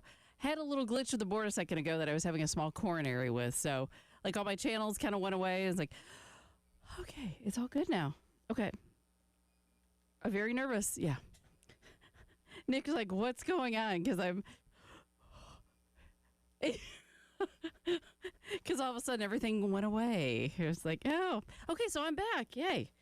Okay, I'm sorry. What are we doing here?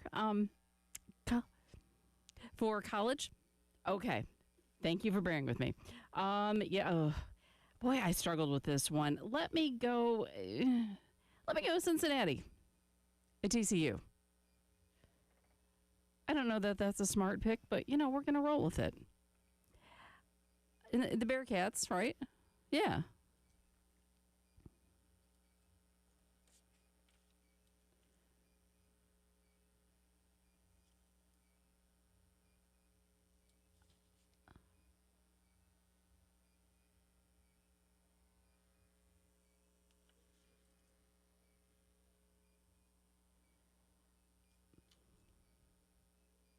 Mm-hmm.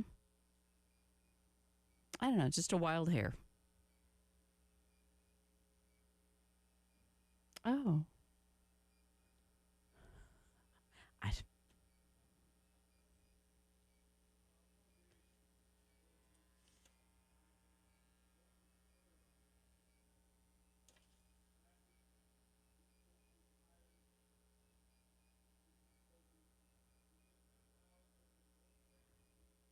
wow.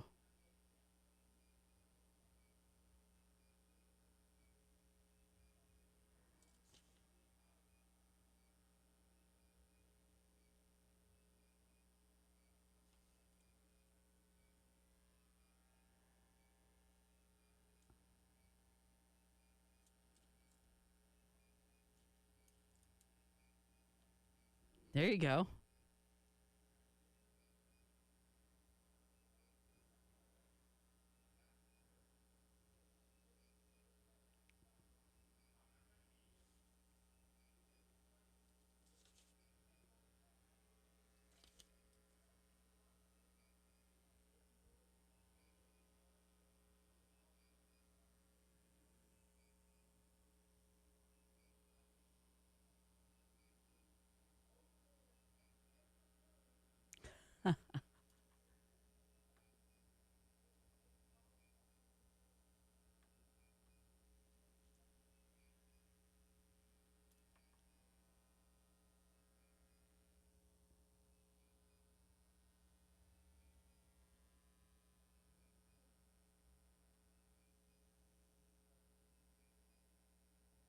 I thought about them.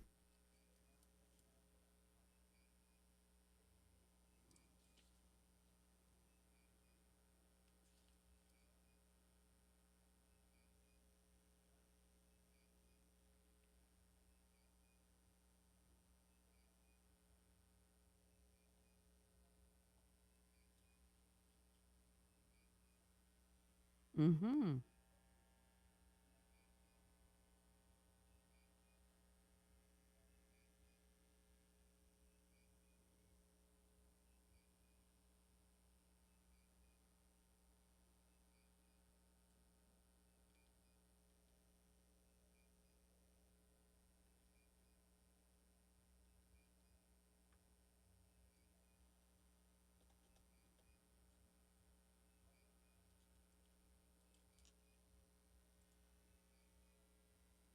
Oh.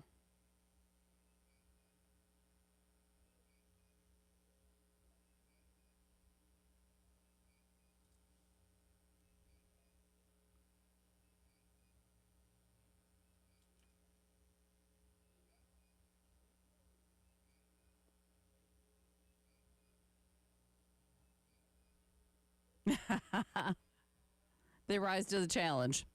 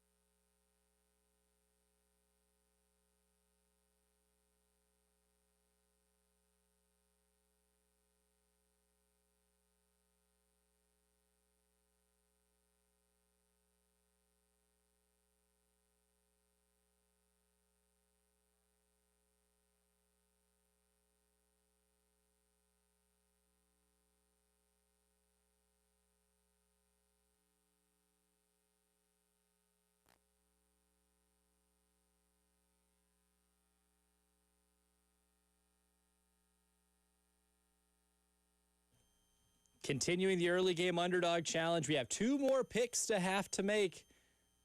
And so far, to recap what we have already. Oh, man, I lost my tab. Well, I took Mississippi State plus 7.5 against Ole Miss. I took the Panthers to upset the Rams. Good for 10.5. Navy for Team WIS plus 5.5. And in the NFL, took the Texans plus 4.5 against the Colts. Right now, Preston has Temple at plus 20.5 at North Texas. Jen has Cincinnati plus 4.5 against TCU. So now Preston will make his NFL pick. They've gotten away with it too many times. I think these dudes are playing well, even though they may not be able to stop them on defense. The score might be 56 to 50-49. Yes. Even the Dallas Cowboys over the Kansas City Chiefs. I thought about that. Oh, the Cowboys, who are playing maybe as well offensively as anybody in the NFL. And fresh off of a 21-point comeback win against the Eagles at home. Cowboys are currently 3.5-point underdogs, home dogs, mind you, against the Chiefs. So that sends us over to Jen Jensen for her NFL pick. You know what? Bear down. I had that. That was number 2 on my list. About that one too. I think that they can take the Eagles this week, and that would be a lovely 7 points. Yeah, and see, that was Add to good my for 7 total. points. Mm-hmm. Double. Not only do you get the win, but you get the points too. Oh, we call it the emotional hedge. Oh, is that? Yeah. Whenever you pick the team that your team is playing against, Okay. this is like the doubling down of picking your favorite team. So to Just recap, feeling it. Jen's got Cincinnati plus 4.5 at TCU and the Bears plus 7 at the Eagles. Preston's got Temple plus 20.5 at North Texas. Distracted coach. Distracted coach alert. And Cowboys plus 3.5 against the Chiefs. I have Mississippi State plus 7.5 against Ole Miss. Distracted coach alert. And Panthers plus 10.5 against the Rams. And then Team WIS has Navy at plus 5.5 at Memphis. And the Houston Texans plus 4.5 in Indy. Of course, make your picks at 803-404-6100 on the Firehouse Subs text line. Best of luck this week, but it's a weekend to give thanks and to enjoy watching a lot of football, but it's a day to put some folks on the line. So we're going to put some folks on the line here today. Since we usually do that on Thursdays, we're going to have to do it today. Man, hey, let's just go and get on the line right now, man. Right now. My patience is running thin. You're all running out of time. You was late to my practice, sir? Everybody on the line. Come on. Everybody on the line. And in that spirit, I'm going to go really quickly, and I'm going to go first. We could have had a shutout. It was right there for us. But punt team, come here. Oh, buddy. Punt team, you had one job to do, block for the punter. They weren't even really trying to block it. They just sent one dude, and he got through, and he blocked it. Punt team, get on the line. Oh, man. That Shane was in a pretty good mood. Obviously, when you win 51-7, you're feeling a lot better about yourself and your team. But when he brought up the blocked punt, I could feel the anger. I could feel the heat coming from his forehead over to where I'm sitting in the press conference room, because that one is the one that kept him up. For sure. Kept him up at night. The shutout was there. The defense pitched the shutout, but special teams, man, got to account for that guy. Mason Love, this is why you strap your helmet up, right? This is why the chin strap is supposed to go on your chin, right? Because you try to make a tackle. You are still a football player. You are still playing football. Yes, you do not have to use that chin strap often, but that thing popped off immediately when he tried to make that tackle. Got to strap that thing up, man. I got to put Panthers defensive back Trayvon Moehrig on the line, because if you watch Monday Night Football at the very end of that game, speaking of fights, theme of the day, we tussling. Trayvon Moehrig walks up to Juwan Jennings and punches him right below the belt. Gets him right where it hurts. Sure did. And for anybody who's been hit there before, you know exactly how that feels. And then, you know what? There's a reason that Trayvon Moehrig got suspended. Juwan Jennings hasn't. Because anything that happens after that should be fair game. So Trayvon Moehrig for punching someone below the belt, Get on the line. And you violated man code, man. I'd rather you put your hands around my neck Yeah. than do that. What are you doing? I agree. Yeah. 100%. Come on, man. I'd rather you go full Cortland Finnegan or Andre Johnson on Cortland Finnegan, rip my helmet off, and then punch me in the face. Yeah, it's just a cheap shot. Come on, man. You know, be a man. No love for that. One game's not enough. No, one game is not enough. We'll continue putting folks on the line. You can put some folks on the line, too. We'll do all this coming up next in hour number 3.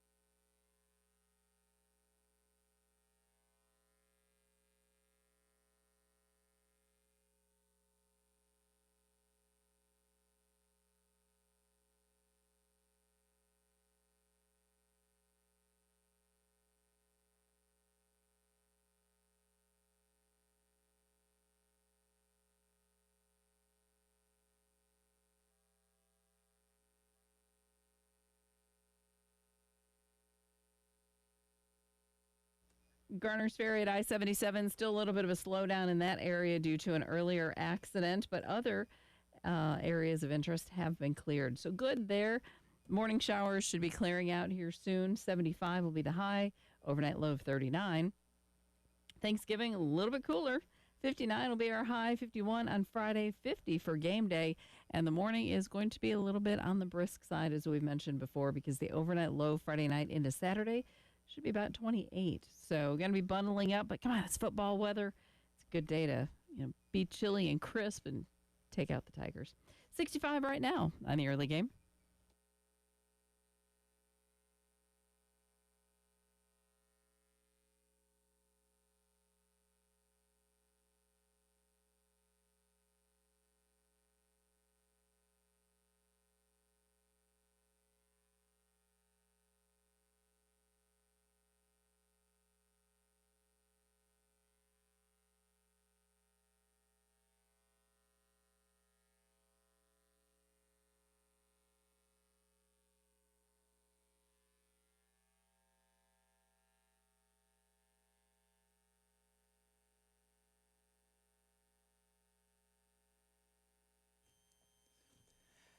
Hour number 3 of the early game starts right now. I'm Elijah Campbell. He's Preston Thorne. She's Jen Jensen. He's Nick Harvey from Team WIS, hanging out with us on a Wednesday this week because we will not be here tomorrow. What are we going to tell the folks tomorrow, Preston Thorne? I'm not going to be here. If you tune in on 175. I'm not going to be here. I'm not going to be here. We're not. Will we celebrate? Clearly, Ed Orgeron's going to be. Exactly. Go Tigers. Go Tigers. He might be back. Take it easy on that cigar, bro. I'm going to be here. Go Tigers. You tell me where I'm going to be. I'm going to be there. Go Tigers.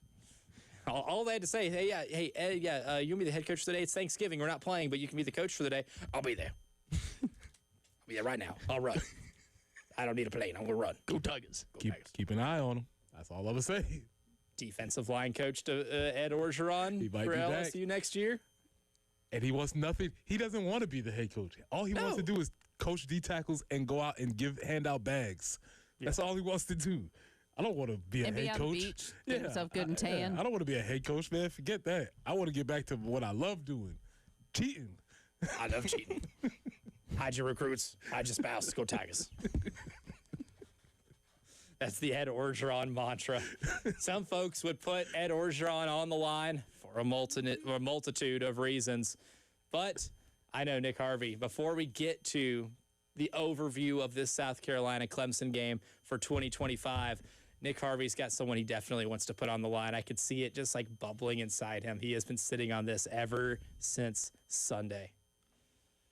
Preston doesn't look happy with me, and I haven't even started yet. J.J. McCarthy. Oh. J.J. McCarthy.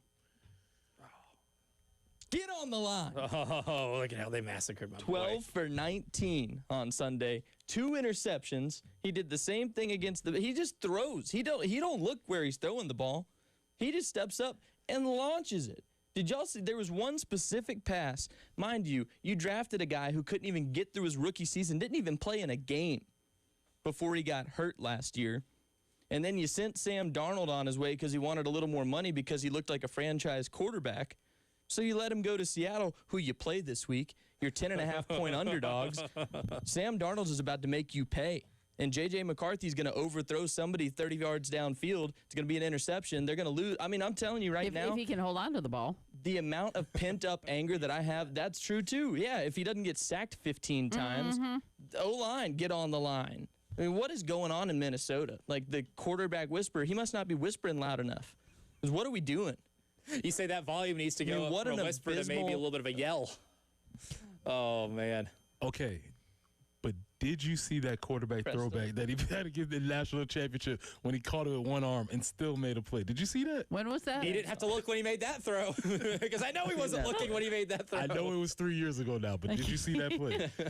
Yeah, I saw that. Okay. I saw that. Hold out hope, man. And for the tradition of the show, Preston Thorne, we're going to make you do it too. J.J. Surprised he didn't McCarthy. get hurt. Get on the line. Oh, man. All right. It's been a struggle for J.J. I I'm can't just give up saying. on him yet. I can't give up on him yet. You can. I know Nick has. I won't just yet. But the Sam Darnold revenge game is it's a real thing. It's been tough, especially if you're one of the folks that have Justin Jefferson on a fantasy football team. Donald on the Firehouse Subs text line goes, Auburn basketball and then Western Michigan for not covering. Western Michigan did not cover the spread last night. And Auburn basketball did get their doors blown off by Michigan. That was a beat down. Oh, really? Epic beat down. Oh, really? Wow. Who would have thought? I mean, I'm surprised, Preston Thorne, because the coach who definitely earned that job, right, had no connections to the school, who definitely earned it, who went through a rigorous interview process, the most vetted job on planet Earth, Auburn basketball. I just assumed that he was clearly the right man for the job, so they were going to just pick up and not skip a beat this year. You don't say. Wow. I'll be keeping my eye on this. Yeah. So for Donald, Auburn basketball, get on the line. I like it. Now, you want to take Daddy Ball to another level? You know who was on the call for the game last night? Bruce Pearl was the color analyst. Oh, come on. What are we doing? Nepotism. Oh, What are we and doing? there was a lot of like wheeze coming out from Bruce Pearl last night too. I mean, it's not enough to not have the former coach calling his former team's game, but his son's game, we can schedule better than that. Like, you want to have him on for a segment of the game? Cool. Yeah, I mean, that's a story. He did quit so his son could be the coach. Yeah, have him on for a segment. But I will say it was a little nauseating last night to hear Bruce Pearl talk about that game. I'll be keeping an eye on that one. It was one of those things like, come on, man. We couldn't have anybody else come do this game. Have them do the next one. They played games up until like the tip-off of the last game last night was midnight Eastern. He could have just done the next one. Yeah. I'll be keeping an eye on this one. Yeah. Developing story there, Auburn basketball, and how all of that has gone. But developing story, big game Saturday. Yes, this is not the season that either South Carolina or Clemson wanted, but this is the game that we're getting. And it's not the season that they wanted to have and the position they wanted to be once we kick this thing off at noon on Saturday. But there's still a lot on the line because this rivalry is so great. And it gives both these teams a chance to have something at the end of the year that they'll get to brag about, right? Because South Carolina's not had a lot to be able to brag about this year. Neither has Clemson. You're a top 5 preseason team, and now you're sitting at 6-5 on the last week of the year. I'm sure if you told every Clemson fan that, hey, before the season started, say, hey, I'm from the future. You're going to get to play in the Fenway Bowl against Navy. I don't know, or against Army. Oh, I don't know if they would have signed up for that. They would have asked you what the hell happened during the season. But this is the last chance. But I'm like, I won't tell you what happened in the Carolina-Clemson game. Won't tell you what happened there. But I can tell you your bowl projection is the Fenway Bowl. You know what they're probably saying? Better win against South Carolina. Or if you're a South Carolina fan, say, hey, this is the biggest disappointment you're going to experience. One of the biggest disappointments you'll experience as a Gamecock fan. You're 4-7, but I'm not going to tell you what happens in the Clemson game. You know what the Carolina fan is saying? Better win that Clemson game. And that's where we're at right now for both of these teams. Yeah, I hope we send them to like the Sun Bowl in El Paso, Texas, or Birmingham, or I'm trying to think. There was one other one that I just had in my head. The ACC bowl game tie-ins are. Actually, they have 2 projections for El Paso, and I'm sticking with that. Send them to the desert in El Paso, Texas, and it's fine with me. Because if they lose, like it's Birmingham or it's a low bowl. That's all I want. If nothing else, like yes, I want to beat Clemson, obviously, but to know that it's going to send them to somewhere where really nobody wants to go for a bowl game. The Bowl. Yeah. Exactly. Count me in. I'm fully invested in sending them to a terrible bowl game. Now, would you rather send them to like El Paso, where the weather will at least be nice? It is beautiful scenery, but it is an obscure bowl game that does not have the same lure that it used to, right? Sun Bowl used to be a nice bowl game to go to, just not anymore.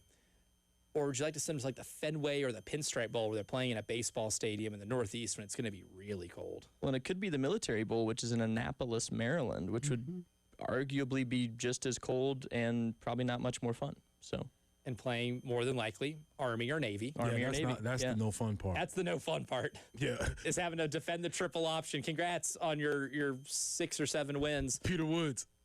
I'm not gonna be here. That'd be a good time to just say I'm going to the NFL draft. Sorry, y'all be good. Y'all playing who? They do what? I'll see you later. For how many plays a game? Nah, dog. I can't do that. You want dudes crawling at my knees when I'm a projected first round dude? No, sir. No, sir. Absolutely not. Y'all be good. Be safe. I'm out of here. Like crazy, man. It's been real. You can't do that. It's been real. It's been fun. And been real fun this season. But when talking about Clemson, too, I mean, now, Nick, you guys at WIS cover both of these programs pretty extensively. You look at maybe the why things have gone so poorly for them this year, despite a ton of talent and a ton of continuity. You've seen a lot of teams this year that have a lot of continuity. They've been really successful. I think at Vanderbilt being the shining example, because they brought back a larger percentage of their players than anybody in college football has done. And you've seen they've got a season that is going to be remembered in Vanderbilt lore forever, right? They've only won 9 games in a season since joining the SEC once, and that was when some fella named James Franklin was coaching. They might put a statue up of Clark Lee if he wins against Tennessee on the road on Saturday. But that's what continuity did for them. Continuity didn't do anything for this Clemson team this year. Where do you see this season as being the failure that it has been for them? I mean, and truly, like, you got to, like, some of my prime years growing up watching football, playing football, Clemson was being considered the makings of a dynasty at that point, too. Standard bearer. This is a weird thing for me But at this, and I don't know if it's this whole Dabo doesn't like the transfer portal, he doesn't like the NIL stuff that he's been so persistent on until this past season, and whether or not we'll see him use it again this offseason, right? Like, is he going to go back and hit it a little harder maybe in this offseason, because now he's realizing, like, I can only recruit so well in high school. These guys who are coming out of college and they decide they want to come here, like, I can't keep turning them away. It's not. I think that's where the deeper rooted issues are. But also, you know, I don't know if I've talked about this before or not, but I think maybe not obviously for Riley, the offensive coordinator, for Garrett, but I think Tom Allen might have been a personal move for the DC. When he came in, you'll notice in his introductory press conference, listening back to it a couple weeks ago, he talks about being an hour away, or how he's been far away from his girls. He's got 2 daughters and a grandkid and all this, that, and the other. One of his daughters lives in Greenville or Clemson or something like that now. So he went from being in Happy Valley to close to his granddaughter, close to his daughter, closer to family. Like, this could be the last leg of the Tom Allen tour. And I think, to me, it seems like their defense has struggled because you maybe have a guy, and this is all speculation, but you might have a guy who's more invested in spending time with his family than worrying about recruiting top 5 defenses and building national championship teams at this point in his career. Could be. The defense definitely has been a disappointment. Yeah, I mean, and there's that human element to it, right? Well, this is really important. This is instructive for us as South Carolina Gamecock fans, because they tried to promote from within when they promoted Wes Godwin. That did not work out, same as us. Then they went and got the guy. Yep. Home run hire. Yep. This is supposed to be the dude. Throw the checkbook at him. He's going to be great. And it didn't work. And I say all that to say, when we go on this OC search here, just because it's the quote-unquote guy and the sure shot does not mean it's going to work. True. Tom Allen was supposed to work because on paper it was supposed to be the thing that worked, and it has not. And so they've gone through 2 failures. Well, I guess maybe we'll give the Tom Allen experiment a little bit longer. Yeah, but 2, it hasn't worked out the way they hoped it would when they had all the ingredients there. And so I think that's just a little bit instructive for us as we go on our OC quest. And when it comes to maybe changing how Dabo constructs the roster, this year might be the wake-up call year, because you brought back a lot of guys that you developed. You recruited, you developed. Again, 70+% roster retention from last season. And I just laid out what it did for Vanderbilt, having like a 75% roster retention from last season. You developed them. They've been into the program. This was the year when you build programs that way and build teams that way, you'll have lumps when the team is primarily young, and you'll gradually get better. And then by the time they all become seniors, that's usually when things come together. It's like building like a high school roster, right? In high school, you see that a lot, where you have one class that's maybe more talented than the others, and they take their lumps because a lot of them are playing as freshmen and sophomores. But then by the time they get to become juniors and seniors, then you hit your window. This was supposed to be the window year. And now that it hasn't hit, maybe that's the wake-up call Dabo gets to be like, okay, maybe I need to kind of adapt to how I'm building rosters going into 2026. So, yes, but I'll further it, too, is that when you talk about development, look at how many former players and, like, his sons and everything. Like, we've talked about this before. A lot of personal hires are on his staff in position coach roles and things along those lines, where I start to wonder, too, is the development really happening from guys who were a couple years removed who may not? I mean, there's this very common phrase. Some of the players who may not have been the best on the field are even better coaches, and the guys who were star players on the field, not very good coaches. I mean, that is a true, I would say like 50% of the time, that's pretty accurate. And I think to some degree, he's brought in all these guys who played so well for him while they were at Clemson, but do they know how to develop young talent? Because we've seen that this year. They returned so many seniors. They had a great group coming back. Everyone was scared of Clemson until they weren't. Mm-hmm. That's why we've seen what we've seen so far this season. Now everybody's gonna be locked in on that game at noon, but there are a lot of other juicy rivalry matchups going on, not just on Saturday, but we got a full slate on Friday. We'll tell you the games that we will be feasting on here at Thanksgiving weekend coming up next.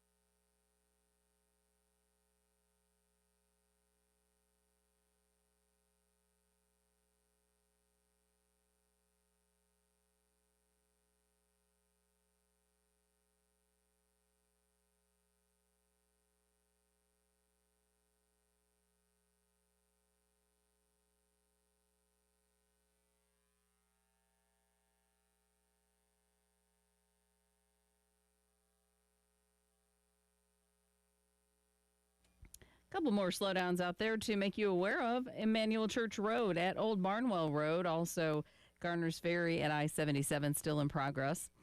An accident reported I-20 eastbound at Spears Creek Church Road right there at exit 82. So a couple things to be just to be aware of this morning as you're making your way wherever you're headed today. 75, that's our high. We're going to enjoy one more day of this.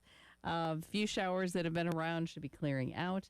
And then tomorrow, Thanksgiving, it's a little bit different. 59 will be at the high. 51 on Friday, 50 on Saturday. Those overnight lows getting much, much colder. And so we're going to be bundling up the next several mornings. But right now, we'll enjoy this as well. It's 64.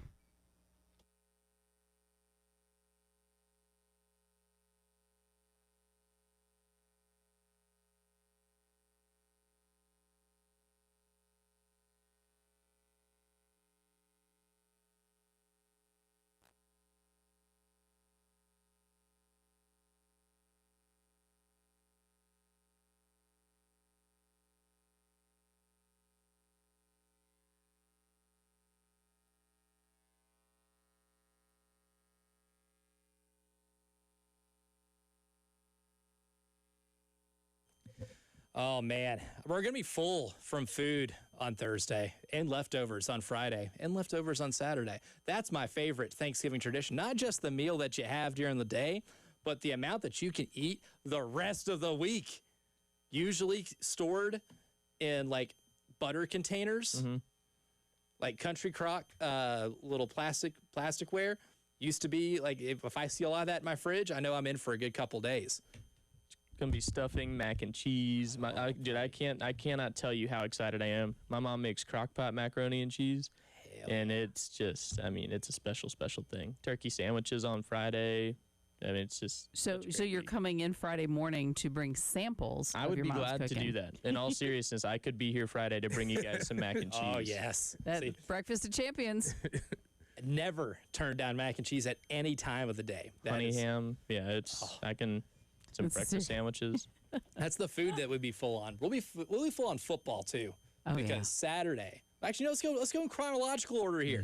Let's go. Don't be skipping anything now. Friday, on Black Friday, we have maybe one of my favorite day slate of games that we've had in the entire college football season, right? Because we're going to start off with the Egg Bowl, Ole Miss, Mississippi State. Then we'll have Georgia Tech right after that. All these games are on ABC, mind you. And then at night, we will have Texas A&M.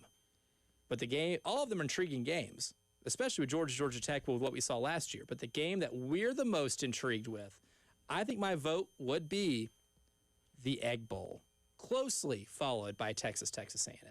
Yeah, the Egg Bowl is always a fun game, but there's an extra obvious layer to this: is will he be here or will he won't?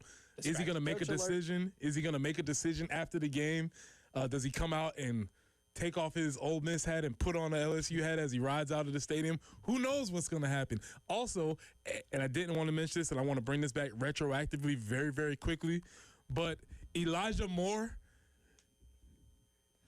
get on the line. We cannot have any more dogs pantomiming, peeing on the field. We cannot do that again. So wide receivers from Ole Miss, don't get any ideas, because I had forgot that it was DK Metcalf who did that originally, and Elijah Moore lost control of his emotions. You know, every time I lose control of my emotions, I like to go act like I'm peeing on the field. It's the thing that it's my go-to. So Elijah Moore, do not retroactively, if we had this back then, you would have been on the line, son. Oh, he would have been on the line for weeks. Yep. To this day, the funniest ending to a rivalry game or any college football game is a wide receiver scoring. All you need is the extra point to be able to take the lead or tie it. I think it was to tie it. Yeah. And gets flagged 15 yards for getting on all fours, lifting up a back leg, pretending to pee, and then flag. That's one of them. And they missed the extra point. We're going to run till I get tired. Yeah, right. We'll run till I puke, right? Yeah. And then everybody looking around like, what's the flag for? It's like, because he was acting like he was peeing on the field, and you cannot do that. I don't think we haven't written a rule for that one yet, but now we have one. Can't do it. We've established that you can't pump more than once, or once at all. And you also can't pantomime being a dog on the field and taking a lead in the end zone. Can't do it. Can't do it. The Egg Bowl brings you those type of games, right? Like these two schools have been bagman warring for a long time. There's a really good documentary series that you can find on YouTube from SB Nation that Stephen Godfrey did a long time ago. About it originally started with like who sabotaged Laramie Tunsil's draft night when the video was released of him smoking weed out of a gas mask bong or whatever. And his draft stock fell, and you could see him go from being a top 5 pick to getting taken in the middle of the first round by the Miami Dolphins. What a wild story. And in the midst of his reporting on Laramie Tunsil, he uncovered a lot of other really bagman wars that those two schools used to have, right? In terms of just recruitment of players and what would go down with the people that handled the money to get players to go there before NIL and everything like that, right? Like there was a lot of shady stuff going down between those two schools specifically because that rivalry is so heated and the battle for in-state players is so absurd. Yeah, and so that even brings me back to my question about, hey, Lane, those folks are willing to do whatever they can to help you. They've already been in the game of getting people money. They're not, and so this is the conversation. Like maybe they just can't do enough for Lane because he doesn't make any decisions about money. So that we know it's not that, right, Lane? But yeah, that extra layer of this coach has been leading this team to the most success they've had in a very long time, and he is still going to walk out the door regardless of what happens is fascinating. We're getting into like Hallmark movie season where the Hallmark movie is this hotshot coach who gets bounced around from place to place. He's a Rolling Stone who's gathered no moss. He has gotten himself in trouble. He's disgraced his image. And he finally comes to this sleepy small town in the South where he's coaching and he's bringing a team that's never had this much success victory. He's rekindling relationships with his family. He's doing hot yoga. Doing hot yoga. The high school girlfriend, the high school girlfriend. Yes. The love interest. The family's reuniting. His daughter does the whole thing about doing the PowerPoint whenever he thought about taking the Auburn job. And he said, you know what? I think I'm going to stay. And then he stays. But now we get to the part of the Hallmark movie where we really find out if the main character has changed. But this time, psych! Lane. Garth Brooks is calling Baton Rouge, and I am following the sound of that right now. What a pull. This is no longer a Hallmark movie. There is no more happy endings. I am chasing the bag and going for the next best thing again. There is no character arc. The character arc is actually just a complete circle where I'll be back around, this time in 4 more years. The whole thing's already been drawn up. This is amazing. What an absolute masterclass that just got put on by one Elijah Campbell there. That was incredible. It's a winner. This is the world's worst Hallmark movie is playing out right before our very eyes. Can't wait. The worst one. I cannot wait till this is made. Can't wait. And we get it at 12 o'clock. We do. We absolutely get that one at 12 o'clock. But don't want to bury the lead of Texas A&M. Could be fun. I was just about to say, it's hard to come across a team who hates another team more than Texas A&M hates Texas. Their fight song is literally about sawing the horns off of a longhorn. Let's not forget their entirety of what their fans sing and the whole makeup of the band, and they play this song every time they score. It's about sawing off the horns of a Texas Longhorn and making fun of their fight song. Fair. That's a new level of hatred. And pettiness. Yeah. They live to beat Texas. Like, that's their whole thing, is to beat Super Bowl. Texas. Everything's bigger in Texas, Even including the hate. Yeah, that's right. Jen Jensen knows. Real ball knowers know that one's going to be a whole lot of fun. And then we didn't even get to Ohio State, Michigan, because if Michigan wins again, that'll be the funniest possible outcome of the college football weekend. Oh, my. Yeah. Oh, my. That'll be hilarious. Funniest possible outcome, Michigan beats Ohio State again. Ohio State gets in the college football playoff, wins a national championship again, but also not beating Michigan. And some Ohio State fan somewhere is still not happy. And Michigan claims the default national championship. We beat them. We beat them, so technically, we are the national champions. So now we're taking a page out of the Florida State playbook? Exactly. Yes, that's right. Yep. Oh, man. Speaking of beating Michigan, you know there's one person who never lost to Ohio State, right? I feel like I know that, yeah. J.J. McCarthy. It's your boy. Never lost. He's a winner, man. Just look, letting you know. That was Michigan. That was Michigan. That was. Let me go back and find some more positive. Maybe the positive solution information. for the Minnesota Vikings is to quit scheduling NFL teams and schedule. You know how Ohio badly State. I didn't want to acknowledge that? Like, I looked even at Elijah like I didn't want to say anything. He's a winner, but I man. couldn't do it. Oh, man. Our man David Cloninger from the Post and Courier will talk about this rivalry game we have going on Saturday and the history of it coming up next.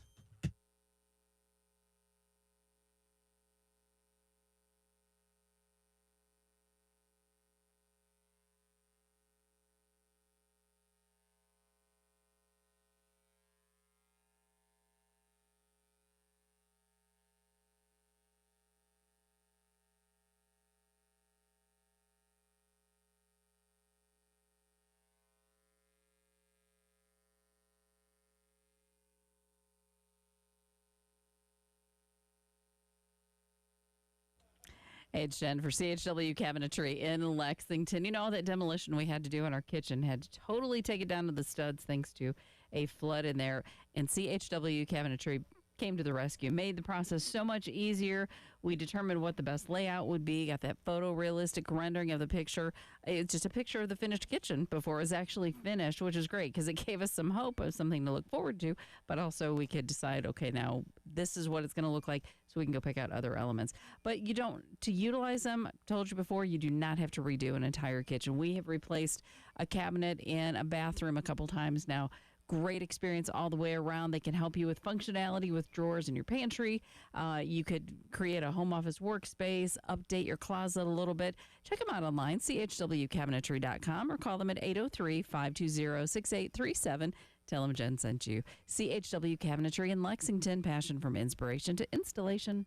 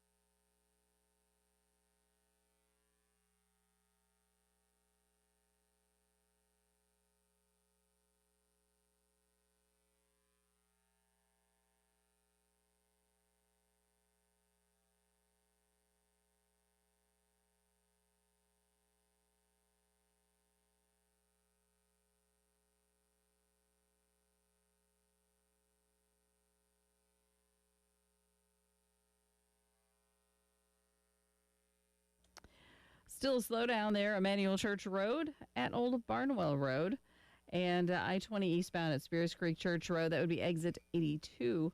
An accident there. Also, Reimer Pond Road at Wilson Boulevard around Blythewood. You'll encounter a slowdown as well. One more day of the kind of milder temperature, 75 today. Overnight low, 39. Cool front will be moving in tonight. And then Thanksgiving Day, looking for a high of 59. Friday, 51. Saturday, it will be 50 for the game. But that morning tailgating, it's going to be brisk because that overnight low Friday into Saturday, about 28. Right now, though, 64 on the early game.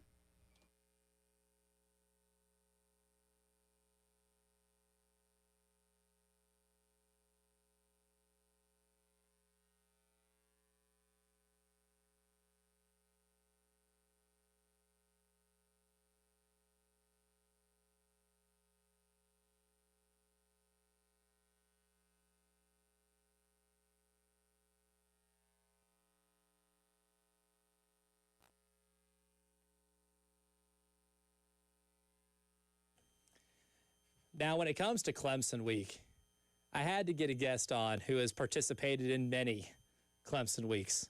Somebody as well-versed when it comes to Gamecock fans hating Clemson and what makes this such a good rivalry. My man David Cloninger from the Post and Courier joins us right now. And David, I want to ask you a question because Big J journalism here, objectivity. I've been asking people all week why they hate Clemson, right? So I'll ask you, David Cloninger. Why do you think people hate Clemson? Well, let me ask you a question, Elijah. Are you a little brother by chance? I'm an older brother, actually. So to the victor goes the spoils in that regard. So I'm a little brother, and I'm sure there are a lot out there. And it would infuriate me every time when I would be doing something and something I was proud of, and they're like, oh, yeah, okay, you're Drew's little brother. Okay. The little brother in this scenario is South Carolina, and Clemson's the big brother. Now, I'm not talking about comparing the two schools. I certainly think both have, terrific academic programs. One could be ranked above another at any particular time, what have you. But in athletics, especially in football, the main athletic, it's Clemson who's the big brother, and it's been that way forever. South Carolina won the first rivalry game and then lost the next 4. And right now, I believe Clemson's up 29 games in the rivalry. When Dabo Sweeney popped off, I think it was after the 3rd straight USC win back during the 5. And he said, listen, my children will never grow old enough to see this become a rivalry. My grandchildren won't. And, everybody was picking at him, and deservedly, for popping off like that and just not taking the L like a man. The hell of it was, he was right.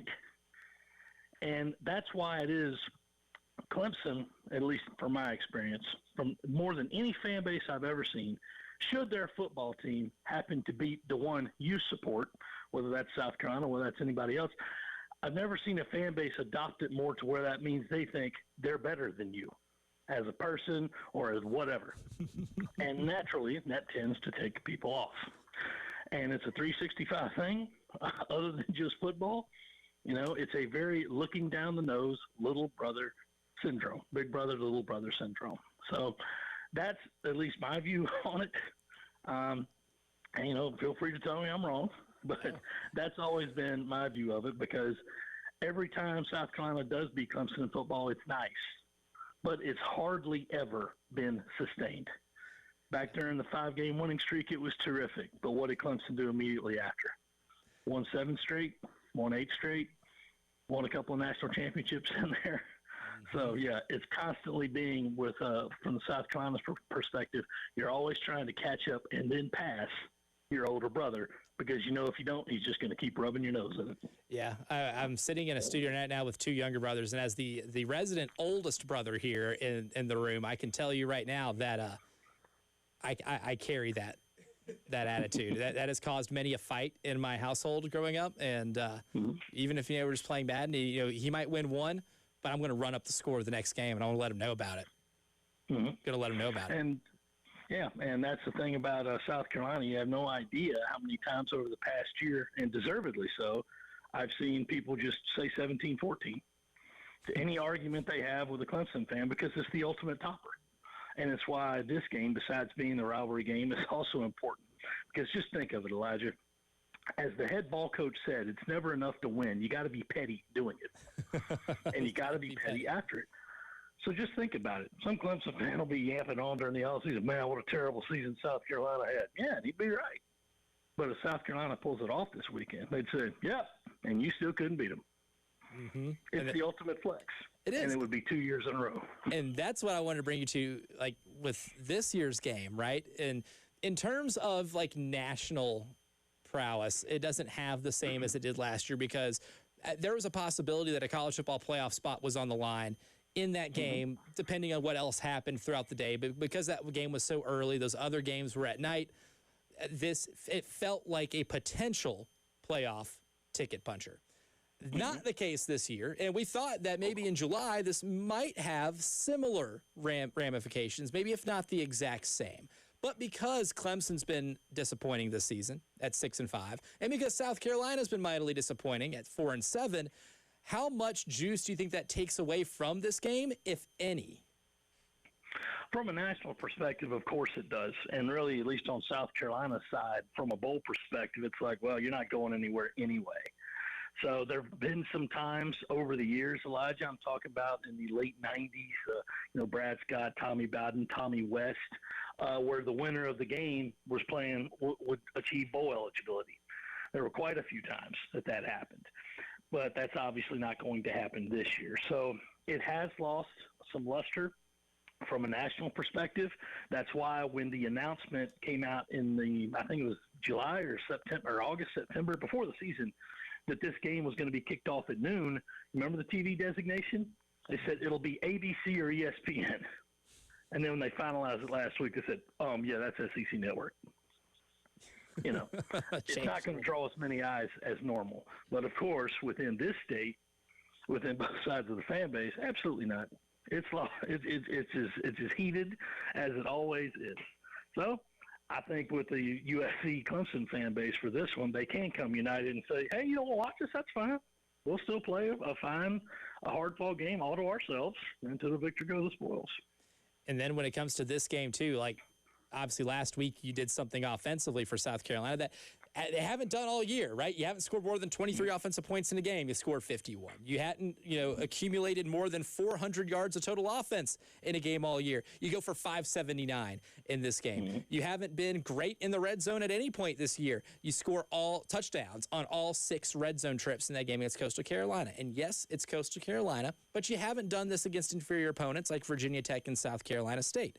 Mike Furry being the new offensive coordinator, or at least the interim offensive coordinator right now, has made a positive impact in terms of that coaching change. What do you think does carry over into this game, and what does South Carolina need to do to be able to score the adequate amount of points to be able to win? I think just keep doing what they're doing. Obviously, Clemson has a very good defense, but a defense that has been missing in spots this year. They were supposed to have 2 prime pass rushers, and for whatever reason, one of them just has not played very well this season. They were supposed to have their usual amount of studs in the secondary, and boy, I don't know what happened there because they had just been getting lixivated in the passing game. Good word. So you got to do that. You are a little concerned about Lenore Sellers' ability to throw downfield and really hurt that secondary. But otherwise, it may be kind of like the offense that Clemson's going to plan to run. A lot of side-to-side, a lot of screen passes, get the ball to your playmakers in space and let them work. But, of course, Clemson's going to be of the case like, all right, well, this is what we do. We pay our OC $2 million to coordinate this. Here's how we're going to do it.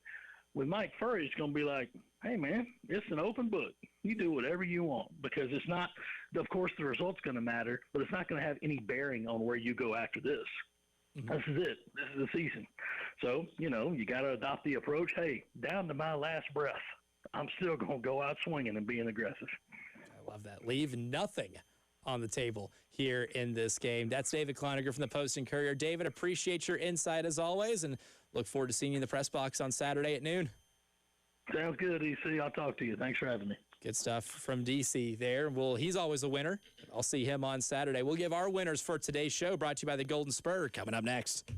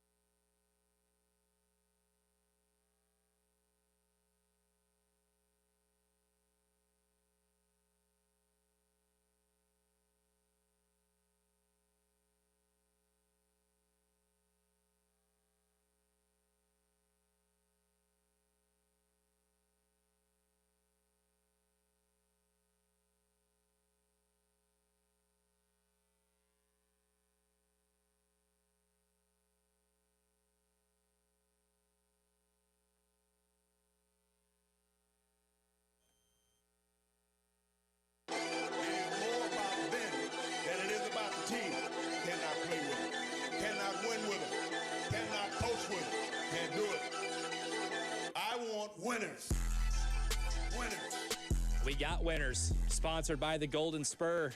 This is a golden winner for somebody, because if you don't have Black Friday plans and you're like, I guess I can shop, but I'd rather go watch Lamont Paris's basketball team beat up on Charleston Southern.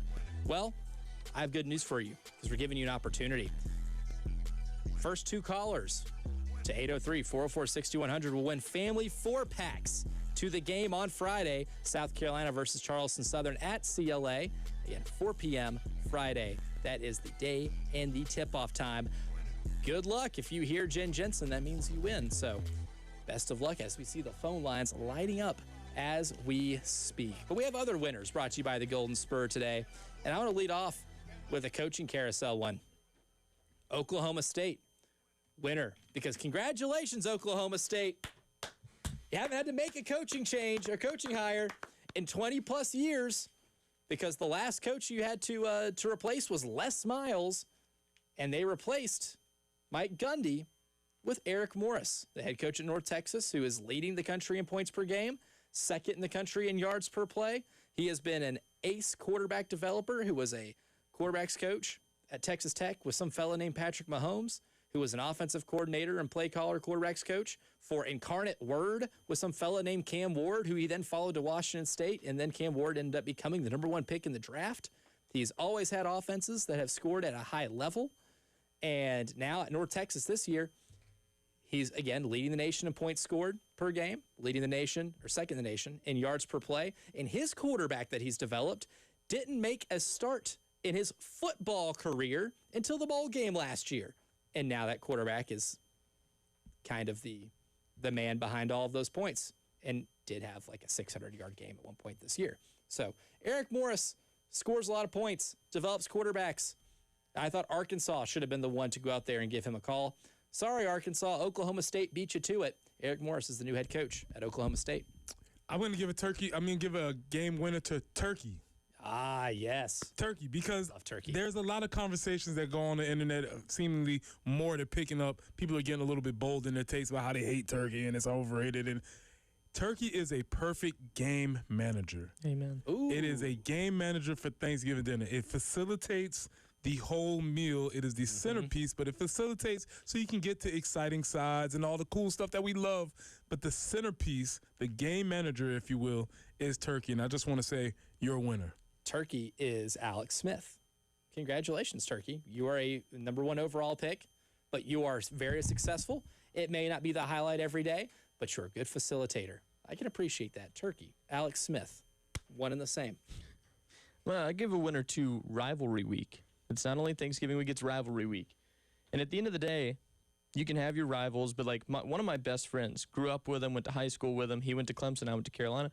He lives here in Columbia now. Still best friends. We golf together a lot. We go to dinner every now and then. Like, he's one of my best friends, but this week we rarely talk to each other until we see each other. And that's either at the game or after the game. And even then, we might still be a little quiet, depending on the outcome of said game. How was it last year? Last year, we didn't speak after the game. Now, I'll tell you, I was up in Death Valley 2 years ago for the game, and I stayed at his apartment with all of his friends when Spencer took him to that big win. And we rode in the back of the same truck together on the way home, and he would not. He told me when I got in the truck, he's like, I don't want to talk about it. We're not going to talk about it. Just don't talk to me. Being a good friend. Yeah. And we didn't. You let him have his space? I let him have his space to breathe, and I gave it to him right before I left the next day. Fair. Parting shots. Yeah, there you Parting go. shots. A Golden Spur winner for today. Another one, anti-Hallmark movies, because I have identified that Lane Kiffin is an anti-Hallmark movie, right? It's one genre of movie I've always, if I was ever a filmmaker, I've always wanted to make, is the one that is setting up for this wonderful, happy ending where the character completes the character arc. It is now going back around the other way. It is a character circle with Lane Kiffin, because he laid out why he has made such a transformation as a person and as a coach and learning from all these mistakes, only for him to make the same mistake again. But he does yoga, Elijah. Of course he's going to make the right choice here. Yeah, everybody who does yoga makes right. Yeah, you're so zen, you always make right choices. Always right decisions. The opposite of winner, but you still had your name brought up from years ago. Elijah Moore for Memories. because you did that. You, sir, have one of the most memorable moments in college football history, in the Egg Bowl specifically, when you pantomime peeing on the field. That was a loser move, but you're still a winner because we still remember it. Quite literally a loser move because they lost the game because of that. That was the reason they lost the game. It's the most Egg Bowl thing ever. That might go down out of all the entertaining Egg Bowls. That might be the best Egg Bowl, the Egg Bowliest of games. One more quick one. I know you said turkey. I'm just going to go holiday foods in general. Okay. You can't beat it. That's probably arguably the best time of the year. You get to eat good food twice in a matter of like 30 days. It's pretty awesome. Oh, it's fantastic. Love Thanksgiving and the football that you get on Twice. Thanksgiving too. Oh, we about to get on a run here. This thing starts tomorrow. It starts, you know what? For some, it might start. It runs. today. It runs until I hate myself. What do you think and then Mike I start Elko? over. What do you think Mike Elko's eating tomorrow? I'm going to eat until he pukes. Happy Thanksgiving, everybody. Tyler Head and Jack Felcher, the Extra Points next.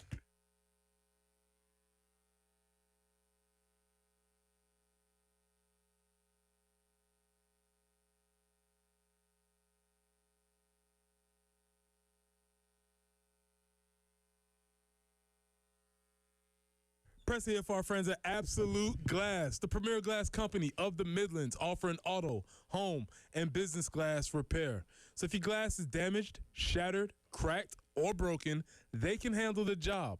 If it's a cracked windshield, it's no problem. They'll come out to your location and replace it for you, usually for free, and they'll work directly with the insurance to take